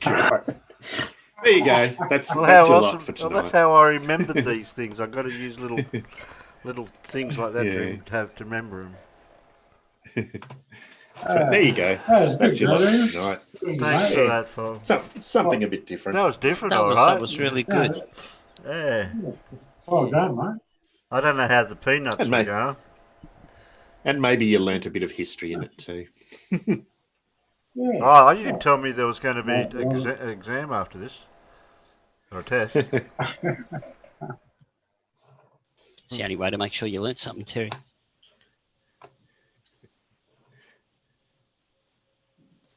Okay, that was really good.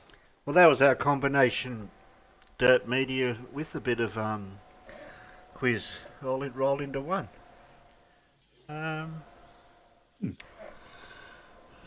What could we do?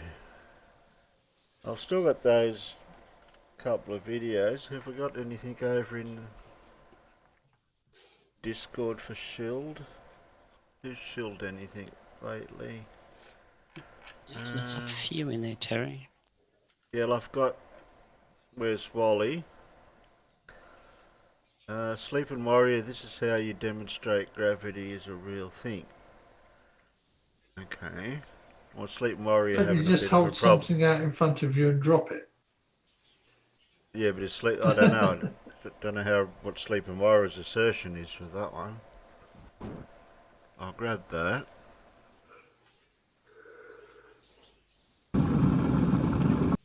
Shush. Don't say anything yet, Molly. Not ready for you yet. What else have we got? How long did that go for? 9 minutes, okay. 12 minutes of playing, eh? How long? 12 minutes for Eric Dubé caught lying with Mr. Sensible. And Dead Kennedy in Space Witsit doesn't get it. Got there. I'll only pick the better of the ones, in a way.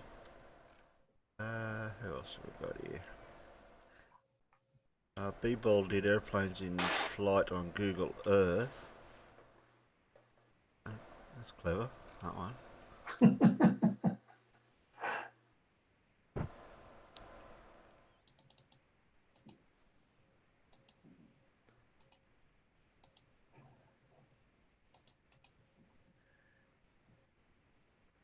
Lucy Katz did the worst speech of the Flat Earth Conference wrecked. Nathan Thompson. Looks like it is. Something so sick. That's Conspiracy Cats. easy if you make it up. One is.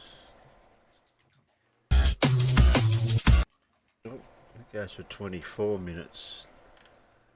Might be a bit long.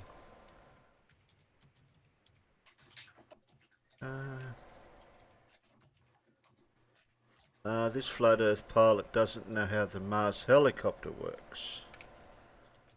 That's from Wolfie. That might be interesting. Because I have seen something about this. Okay. Any suggestions in the peanuts of knowing anything that's been dropped? Well, I'm usually sub to most debunkers. Who else is left? Dave. What else we got? Everett Anderson. Everett Anderson, flat earther destroys the globe.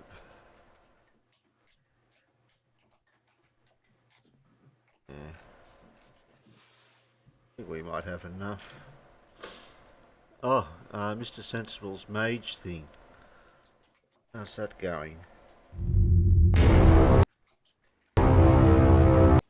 That's supposed to pause, not play. Usually you press pause on one of them, they all pause. But... Okay. I'll start off with Mr. Sensible with his mage thing because that's something I've been following. When that's ready to go.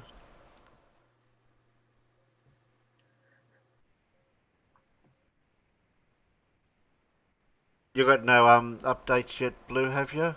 About your balls? Well, I could show you my wood and my balls if you want, but you know. Oh yeah, we can do that now. Hmm. We can do that now if you like. Well, wait a minute. Let me get them up. Okay.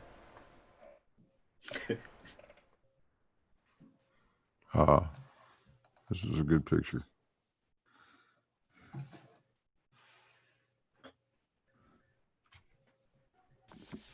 Let's see. Share screen. Yeah, I can do that. There's one of the big ones. Whoa.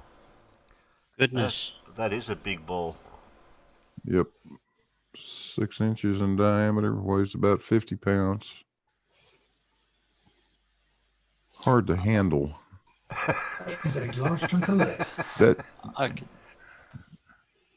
That thing is weird. I mean, you see something that, you know, 6 inches is what, a large grapefruit maybe. And this thing weighs 50 pounds. You go to pick it up and it's like, oh, what? Who glued this thing to the tabletop? No, I don't know what happened. I mean, this one showed up. The other one's in transit. They shipped them separately because of FedEx, I guess, or UPS, I think. Obviously too heavy to put on the same truck, Blue. Yeah. Definitely too heavy to put in the same package. Yeah. Well, lucky they weren't getting delivered by bicycle. But I've got, let's see, there's the old junky wood I'm going to build a framework out of. And I've got it all cut up now and run through the planer. So, in fact, that's what I ought to be doing right now is out there starting to work on some mortise and tenon joints. I don't know why I want to do mortise and tenon joints, but whatever. Anyway. They're pretty and strong. They're very strong. Yeah. That's for sure. And I haven't done one in a while, so. No, everyone likes a good joint. That's not.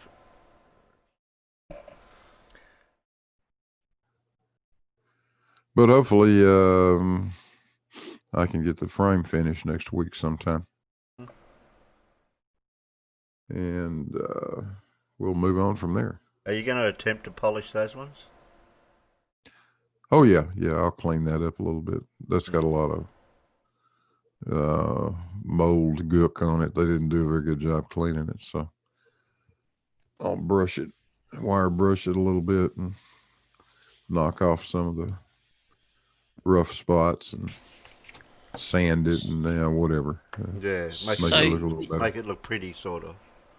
Yeah, sort of. With something like this, Blue, would making sure that the two different ball sizes are close to the same weight, would that make much of a difference, or would it?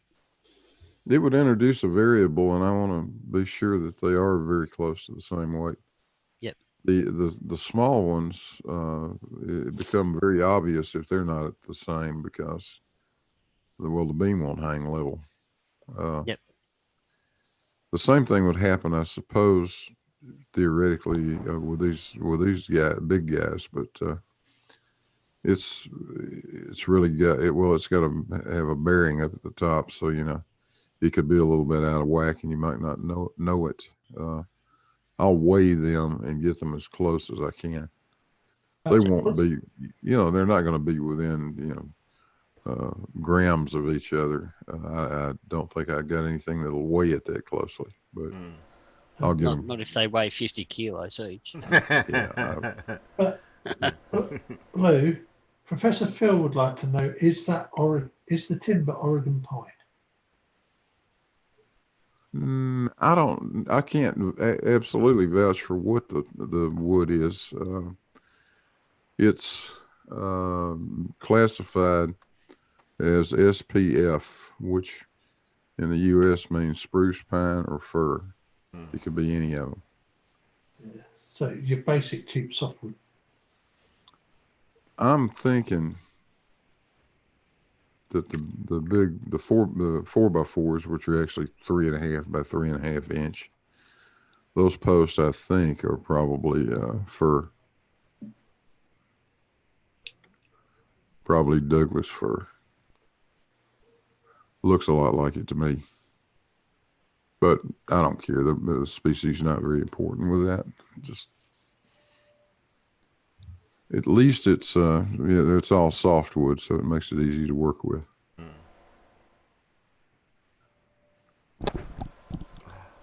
There's no point fighting with that. It's not doing anything other than just holding those balls up.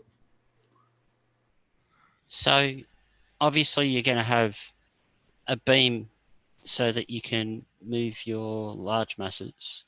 And you mentioned a bearing. What type of bearing are you looking at? Like something, obviously it's going to be along the lines of a turntable or Lazy Susan type setup underneath, is it? Or yeah, it's just a little thrust bearing. That's all. Yep. Little tiny thing. Just something that can take 100 kilos. Yeah. No, well, see, we don't know 100% what he used back then for as bearings go.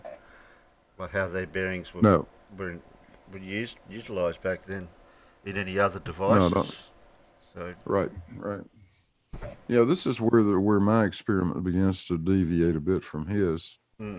He didn't have a framework like I'm building. I mean, he actually built it. Had a room that he built that the whole thing was in. Yeah. I'm not building a room. I'm just building a frame, which I can enclose if I want to. I mean, I could put acrylic or plywood or something around it. And if it gives me any difficulty, I'll do exactly that. But hopefully it won't be necessary. He had concerns that I don't have. He had weather issues. There was no climate control available to him. So he was at the whims of the weather. And that was his main deal. He was just trying to stop rapid changes in temperature affecting the enclosure itself, which is the reason why he put it in a separate room. So John wrapped out in the side chat, Blue Marble Science. Do you intend to approach the small balls from both sides? I think I understand what you're saying. Yeah, the large weights hang on opposite sides to produce a torque in the torsion beam. Tell you what, go on to a video and I'll pull up a drawing of this thing and show you. Yeah, I know. I was just going through your pictures in Discord, but I haven't got one of them saved in there for that.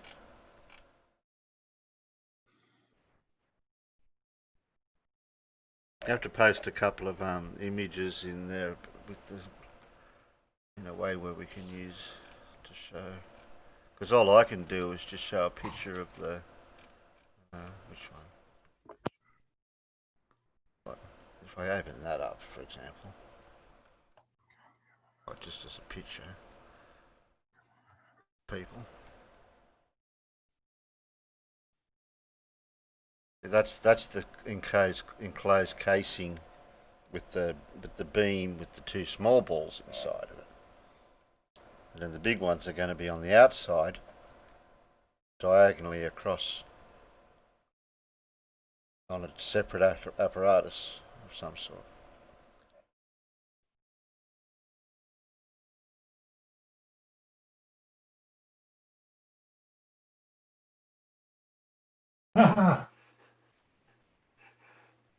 Blue, Sure. have you seen Professor Phil's last comment?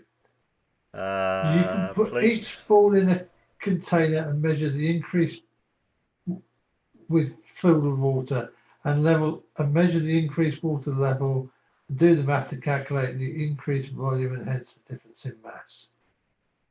I think that might be a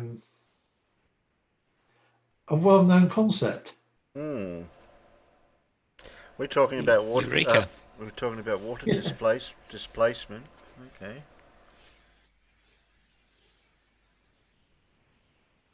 Yeah. That'd be a good experiment to do, wouldn't it? You can measure the differences in volume, so you can therefore measure the differences in Yeah, but the mass. problem being, well, it's got the little hook on it, so you could lower it down into a vessel with a known volume and amount of liquid in it, or water, obviously. You have to be careful what container you use. The poor container, bucket or something. So Matt, aka Casual Spaceman, asks, in terms of scale, how does the size of the original Cavendish equipment compare against the size of yours, Blue? Oh, I think we've talked about this one, haven't we?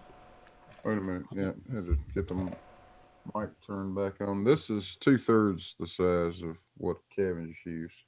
2/3. Geez, slow down with the questions. Is that what you were implying, Matt, were you? Trying to compare sizes. Yes, size matters. Absolutely. Yeah. That's what she said. Yeah, and Gently's channel seems to be really impressed with that there. Yeah. Oh, I can stop sharing. See if AutoCAD is working. That is. Let me see if I can open up a file here. I didn't get to hear the rest of your interview the other day, last night, Blue. I went to bed. Oh, okay. I got about halfway through it and then I had to rewatch it because I may have drifted off being so late at night it was.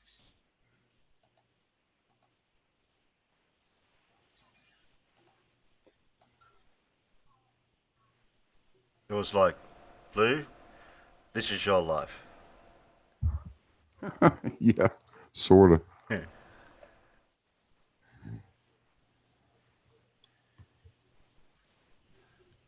Okay, I'm gonna leave some funny stuff on this screen, but I think we can see it. Let me share the screen again.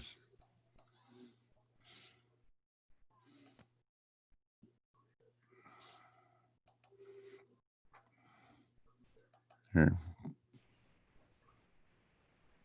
So can you see that? Yeah. That's coming through. Yeah. Okay.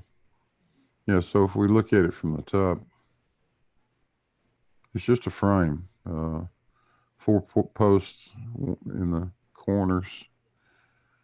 And then it's just tied together with some 2x6 stuff. That's the position of the large balls, one direction, and then they swing around. You see the red illustration. When they swing to the other position, has to swing through 150 degrees or thereabouts. But just a big wooden framework, and I'm going to make a wooden pulley so I can just have a line wrapped around that thing to be able to pull on it to turn the support beam up here. But there'll be I don't actually show the thrust bearings right down in here. So it's just sitting on a little thrust bearing and a little 1/2-inch shaft going through it to keep it centered up. But that's all there is to it. It's not very complicated at all. Doesn't need to be. But that's the idea. What string are you using to hold your big balls up? The same stuff the other ones, the other stuff that look different. I'm gonna use 3/8-inch rod. I think I'll just use steel rod. Yeah. Cavendish used steel. Yeah. In his original, and then he changed it to brass to see if it made any difference, and it didn't make any difference. So brass is damned expensive compared to steel. I think I'll just go with steel. If somebody objects to it, we can change it out to brass. But those brass 6-foot 3/8-inch diameter brass rod cost you about $50. I don't see the point in spending that much money. I just bought some brass that's about 200 by 100, thin 0.02 thickness or 0.2 thickness, and it cost me $30 delivered, just for a couple of sheets of it. Oh yeah. So is a tiny little 3/8-inch rod like that. It's not going to be having any effect on given that you've got a 50-pound thing hanging down there under it. That's the only thing we'd be worried about is the magnetic, electromagnetic, static stuff like that. Yeah, I don't see the point in spending the money. But anyway, that's the idea, guys. Yeah.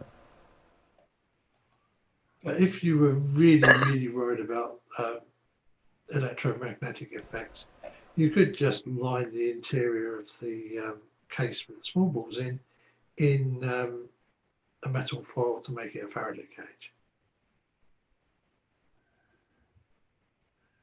Yeah, that could be pretty easily done.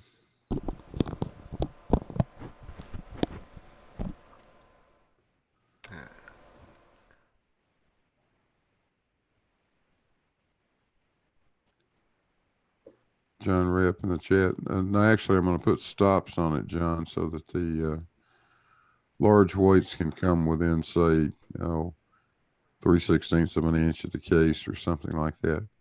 But you don't want them to ever hit the thing, because if all you do is bump that enclosure, and it's going to start that thing swinging. So you got to be sure that we don't induce vibrations into it.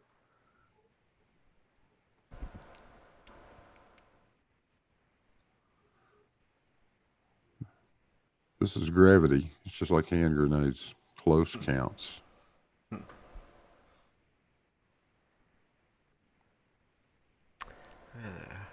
okay. We'll see how Mr. Sensible's going with his balloon.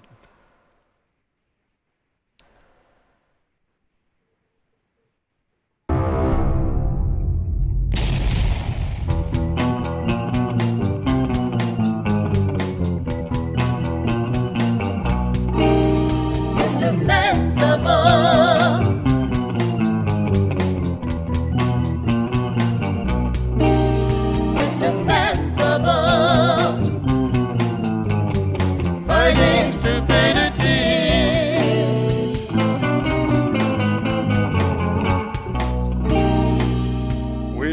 logic and cheese. Hi. At last, I can give you an update on the launch of Mage. I've had a very long day. I have just got back and I'm absolutely knackered. Mr. Sensible is proud that Mage, the mission above Globe Earth, has been sponsored by Bob the Science Guy and his channel, Common Sense Science. I'm also proud that Mage is sponsored by Arctic Haze and his Climate Anomaly website.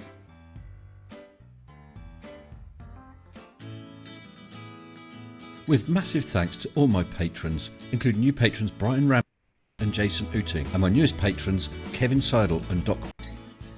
This week has been really up and down, with the weather chopping and changing all the time, with the predicted landing sites flying everywhere, some of which were problematical. Last night, the predicted flight path for today looked good. The weather looked good. So provisionally, we gave it a go. What we decided to do was to hook up again first thing this morning as a last minute check to see if we were going to launch. And we decided to. So off I went. So I know that you are all busting to find out what happened. Well, guess what? You're going to have to wait. I will be spending the next few days putting together a video which will be shown as a live premiere this coming Friday evening, followed by a live stream so we can discuss everything. I will give you one little clue though. Mage did fly. Mage was recovered, which means that someone is going to win this patch. So, sorry to do this to you. You're going to have to hang on a few days. See you on Friday. Until then, stay sensible. Shut up and sit down. I forget what the conditions of winning the patch was going to be. I think you had to guess how high it went, and there was a couple of other things you had to guess. I'll have to wait till Friday. Well, that'll be our Saturday, won't it? Yeah. Friday night will be your Saturday morning. Oh, we'll watch that next Saturday night.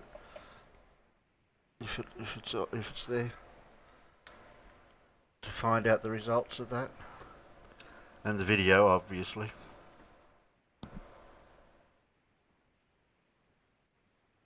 Okay. So just while we're waiting for Terry to get another video up.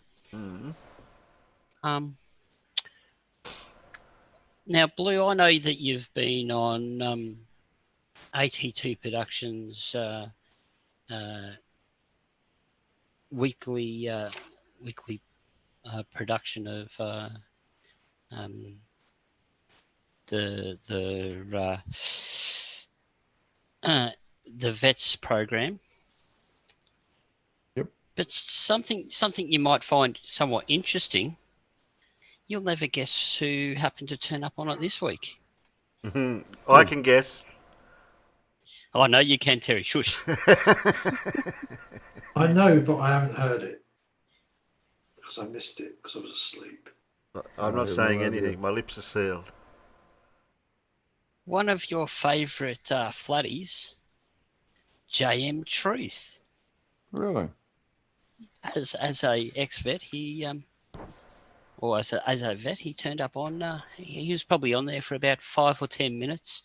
He had other commitments that he had to go on to do, and so he turned up on Veterans Weekly. So he may start making more of an appearance now. Oh, I certainly hope not. Well, look, the way I look at it, if he makes, if he starts making friends in a better community, he may realise the folly of his ways. Yeah, that's true. The guy is a veteran, so yeah. We don't really go on there to talk about flat Earth. No, and look, he I believe one of the rules is not to engage him about flat Earth unless Yes. he brings it up. Yeah, and it was quite pleasant, quite amicable. It was very, respectful. So, as Jared said, the door's always open. So, yeah, it's hopefully he. It would be nice all of a sudden if JM saw the folly of his ways and. But I just don't know if we want him to do any experiments for us, that's all.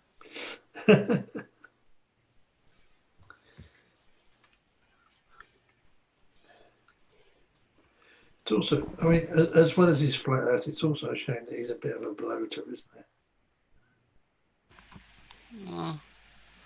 Yeah, well, there's always a Again, couple. there's always the sorry. Usually works, doesn't it? Yeah. Well, it would be interesting to know about some of these flat earthers can actually carry a conversation that doesn't revolve around subjects to do with the flat earth. Well, I once had a really nice conversation with the Scottish guy who lives in Denmark that wasn't flat Earth and he hadn't been drinking. Terse? No.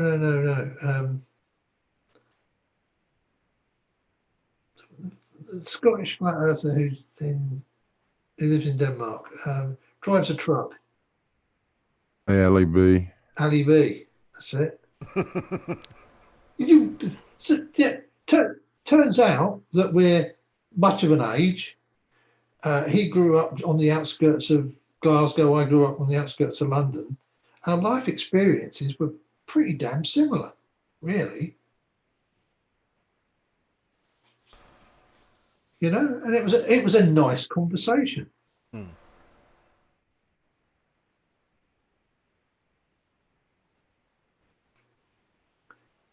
The sort of conversation you could have with anybody. I think, he seemed like a nice guy. I've had very pleasant conversations with Ali at times.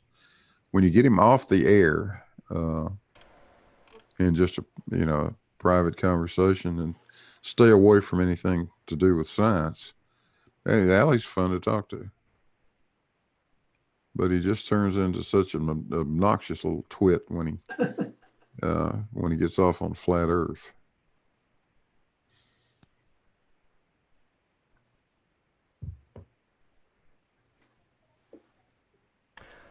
Okay. We don't really have a Pip story, do we? Because we're all caught up to that, aren't we? Going by the look of it. It's about an hour and 15 minutes away, Terry. Yeah, we're not going to be here for that long. I don't think we're going to stretch this out that long, are we? No, because I've only got a couple of videos on the back burner Well, you here. don't have to stretch it out. I mean, we've.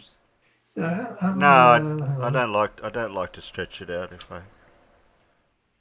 I got a couple of short videos here. I've got a Where's Wally and Where's Wally? What was his? Sleeping Warrior. This is how you demonstrate gravity is a real thing. Plus Dell in his shed. Well, we just watched that, so I wonder if that's got to do with what we just watched. Terry, we've been going 2.5 hours, so it's not like we've been. It's not like we haven't been going a decent length of time. It's not. Yeah, I was looking at. Really short show, I was looking at that and thinking, oh yeah, we've got about half an hour. We could probably stretch to after we watch these a little bit. Did I have another one? Oh, that was it. Anyway, it'd be nice to have a bit of a break before Pip. Right. Yeah, I was just seeing what there was. What's that one? No, don't want that. Okay. I was going to sneak in on Craig's channel, but he's not really doing anything like having people on at the moment like he was earlier, so we've missed out on that. Okay. Oh, we'll just watch a couple of videos and then we'll call it quits for tonight.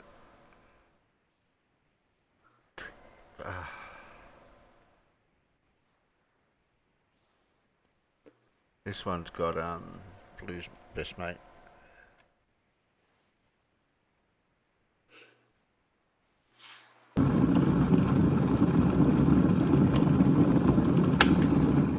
G'day everybody, where's Wally here? Well, the last couple of days or so I've been chatting with Anthony Riley, Sleeping Warrior. Ever since I showed him that star trails are indeed possible to be taken from the ISS, he's been having a go at me. We have been talking about gravity. Yes, Tony went back to his safe place of gas pressure beside a vacuum, or you need a container to have a pressure gradient. Who would have thought he'd do that? Well, I did manage to make Tony watch an old video of mine showing gravity is indeed a thing. And it was simple, just by observing two balloons, one filled with helium, one filled with air, and put them in a car. Now, as the car goes through a series of stop, start, turn accelerations, those accelerations are undeniable, and the very definition of acceleration is a change in velocity or direction. So we see both of those in this car demonstration. And the conclusion is also undeniable, that there has to be another acceleration acting in the down direction for the angles of the balloons to make sense.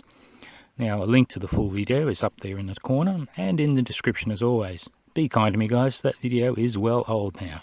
Even Anthony as good as admits that there was two accelerations present by saying that the balloons would go horizontal if the acceleration was high enough, so it seems Anthony gets it. Then I decided it was time to have an even better explanation for Tony.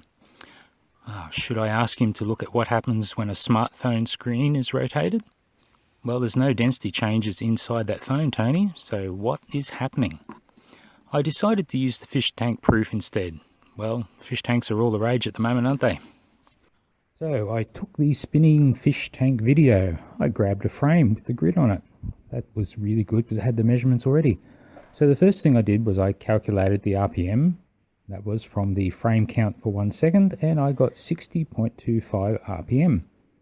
Then I took a stab at measuring the angles of the curve at 10 centimeters and 20 centimeters. I got 21.6 degrees and 40 degrees. Now these angles were a bit rough, but that will do. So now that I've got my measurements locked in, what is the theoretical value that I should expect? Putting 60.25 RPM and then 10 and 20 centimeters into a centrifugal force calculator, I got 3.95 and 7.9 meters per second. Well, that doesn't really sound much, does it? But hang on. Now, if I add that to the gravity vector, the new vector, the product of these two, the new vector at 10 and 20 centimeters are 10.6 and 12.6 meters per second. Well, that's pretty boring, Wall, I hear you say. But you know what's interesting? If you work out what the angle of those two vectors are, they are 21.9 and 38.8 degrees. Wow, hey, that's almost exactly the same as what I measured before I started. Well, how cool is that? You know, the fun part is that given the angles and the distances and the rotation speeds, you can actually work backwards and calculate what the down acceleration would be. You know, that magical 9.8 meters per second. See, Tony, what I've done right here is I've actually measured gravity. And now this is something even you could do. Explain that, matey. You don't even need to put on your lab coat, mate. You could have a go at this and see if you can actually determine gravity all by yourself. You're a big boy, why don't you give it a go? This is an egg. This is a parts per million counter. So that's gravity measured right there, folks. Then I remembered somebody else had a problem with this. Who was? Oh, that's right, it was Dell in the Shed. So let's go and have a look at Dell in the Shed and see what he thinks of this video. Dell did have a go at this a while back, so let's listen to what he says. So, I get video recommendations from morons that I don't even watch. In this case, a guy called Wolfie. The video titled, Show Me Bendy Water. Now what this dipshit doesn't realise is that he's debunking his own concept, while at the same time trying to utilise a false equivalence, a misrepresentation of his actual belief and claim.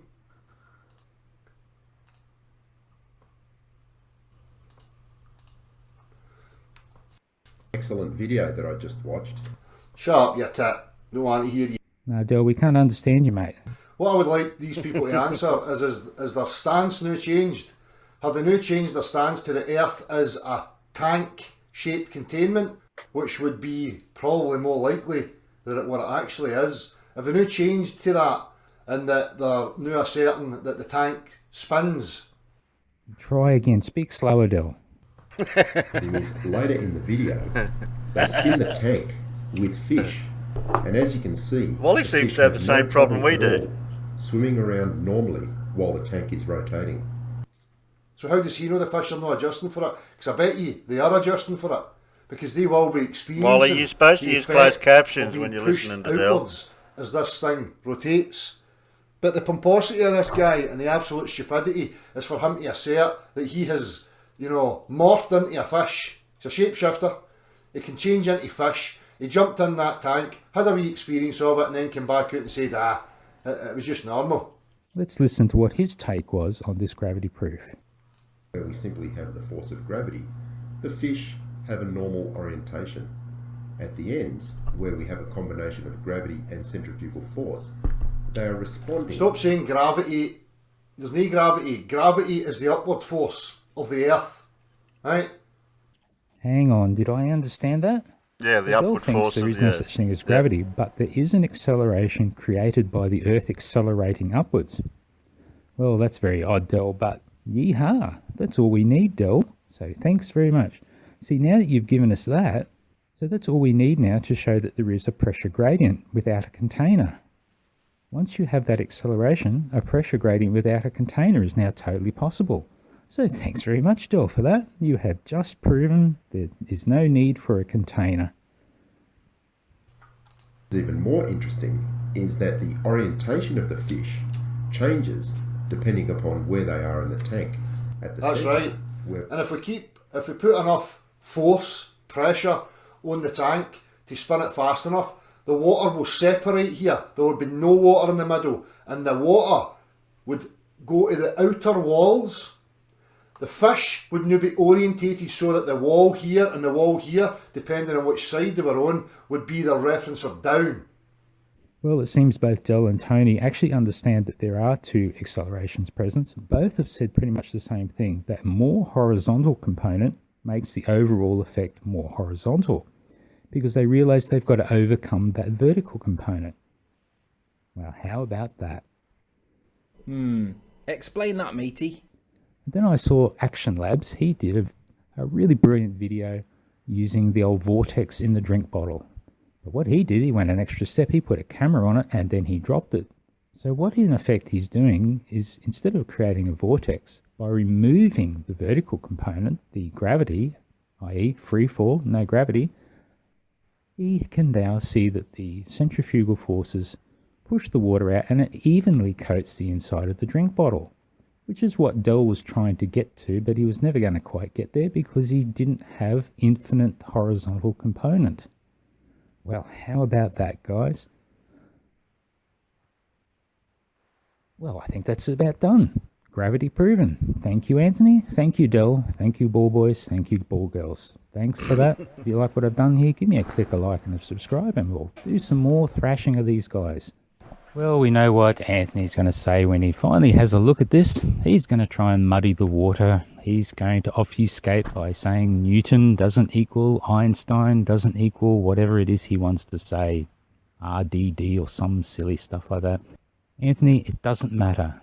What does matter is we can measure, we can observe that there is a force, an acceleration acting in the down direction, and that's all we need to show that we do not need a container to contain the atmosphere to the surface of the planet. So go and play and think again. Explain that, matey. Globetards, listen. You're trying to prove the atmosphere has no container. And I will show him the atmosphere sticking to the outside of the globe Earth. Now have a look at that. Right up here from up high, you can easily see it. And do you notice how that atmosphere doesn't need a container when you have gravity that's holding it to the planet? You can see all of those little dog-piled columns of air side by side right the way around till they come back around the other side, can't you? Now, just check out that line where you can see the top of the atmosphere in some places. How cool is that? I know what that guy's thinking, of course, eh? Just tie a knot in it. What guy? The guy formerly known as that guy. Yeah. Did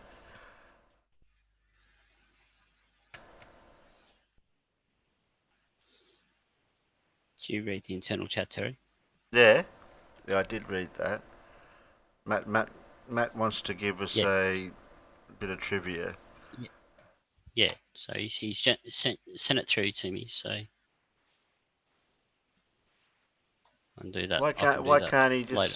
why can't he just sneak into Discord and he can Oh no, there's reasons. Oh, I'll okay. explain that too, but I won't go into that.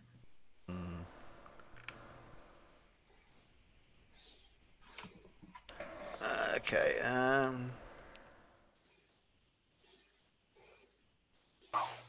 Have we got anything smaller? Smallest one? No, they're all 12 minutes. 12 minutes. 23 minutes. Oh dear. They're all a bit long.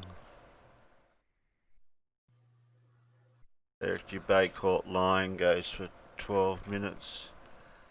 Yeah, okay, I think we might leave it there. It's time we finish off, it'll be 3 hours. There's always another night. You're going to read all that out, are you? No, it's only that second bit I posted, so it's only a little bit. Okay. Oh, let me click this over here first. Yeah, you able to read it? Because it's got some big words in it. I can say anti-disestablishmentarianism, but that's only because I remembered it from my head. All right. So this is a fun fact from Casual, or Matt.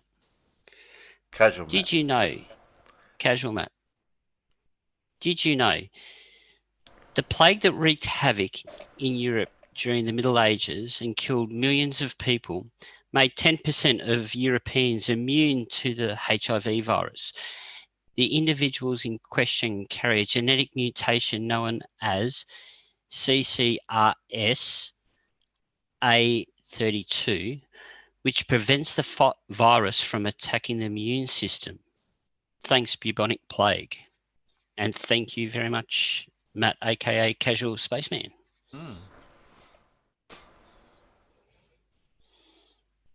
Yeah, well, that's the herd immunity thing that I've always heard about,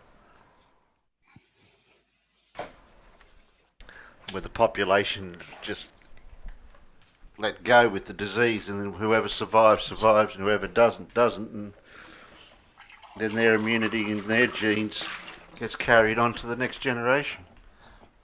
I think it's somewhat like the cowpox and the smallpox vaccine too, Terry. So they noticed a connection between the milkmaids who were exposed to cowpox. They had less of a chance of catching smallpox, so they used that as a template to help with the smallpox virus vaccine. But then in today's society, where we've got some demographic of people that are bringing their children up over the last so many years sheltered and don't let them get dirty and all that sort of stuff, where their immune system's not really developed, are the ones that are susceptible to any diseases, regardless of which one it is.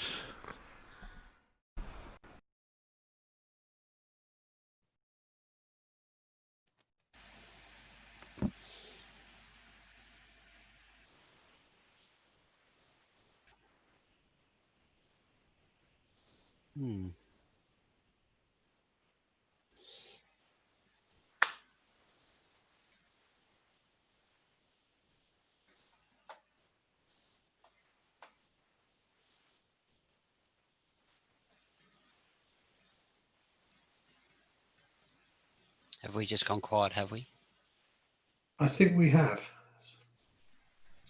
Terry, you Sorry, I yourself, couldn't. did you? Yeah, sorry, I couldn't have the mic open while I was coughing. Oh, no, that's fair enough. How polite of you. So Wait a minute. guess it must. I could have that sound. Oh, yeah, no, that's not a good sound. Oh, okay. So is it time to say goodbye to the peanuts? Yeah.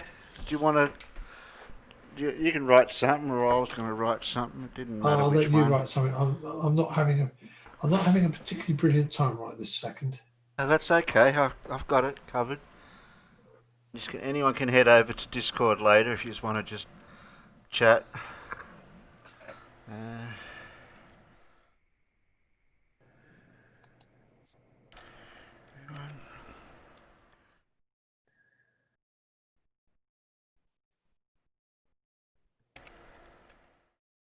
Did we have many peanuts actually watching, putting up with us? Yeah, we had quite a lot of peanuts. We've got 26 at the moment, Terry. Oh, okay. Yeah. I think we got up to about 32 there at one stage. Okay. What, they had nothing else better to do? Well, you know, you had to drag a few of them away from Fight the Flat Earth's 40-hour live streaming event, so I think you've done all right. That actually wasn't a bad guess. I think the peak was 30, but there you go. I'll just say me goodbyes out in the thing. But I have the advantage of being able to look at the stats. That and... Although, how about everybody gives it a like? I noticed that we actually had 18 likes before we started the stream. Oh. Oh, look at them all pop up now. Up to 26 already. Hey, that's rigged. 25 I got on my end. Well, that's not bad going. 25 out of 26. 27. Wait a minute, there's an extra person just dropped in.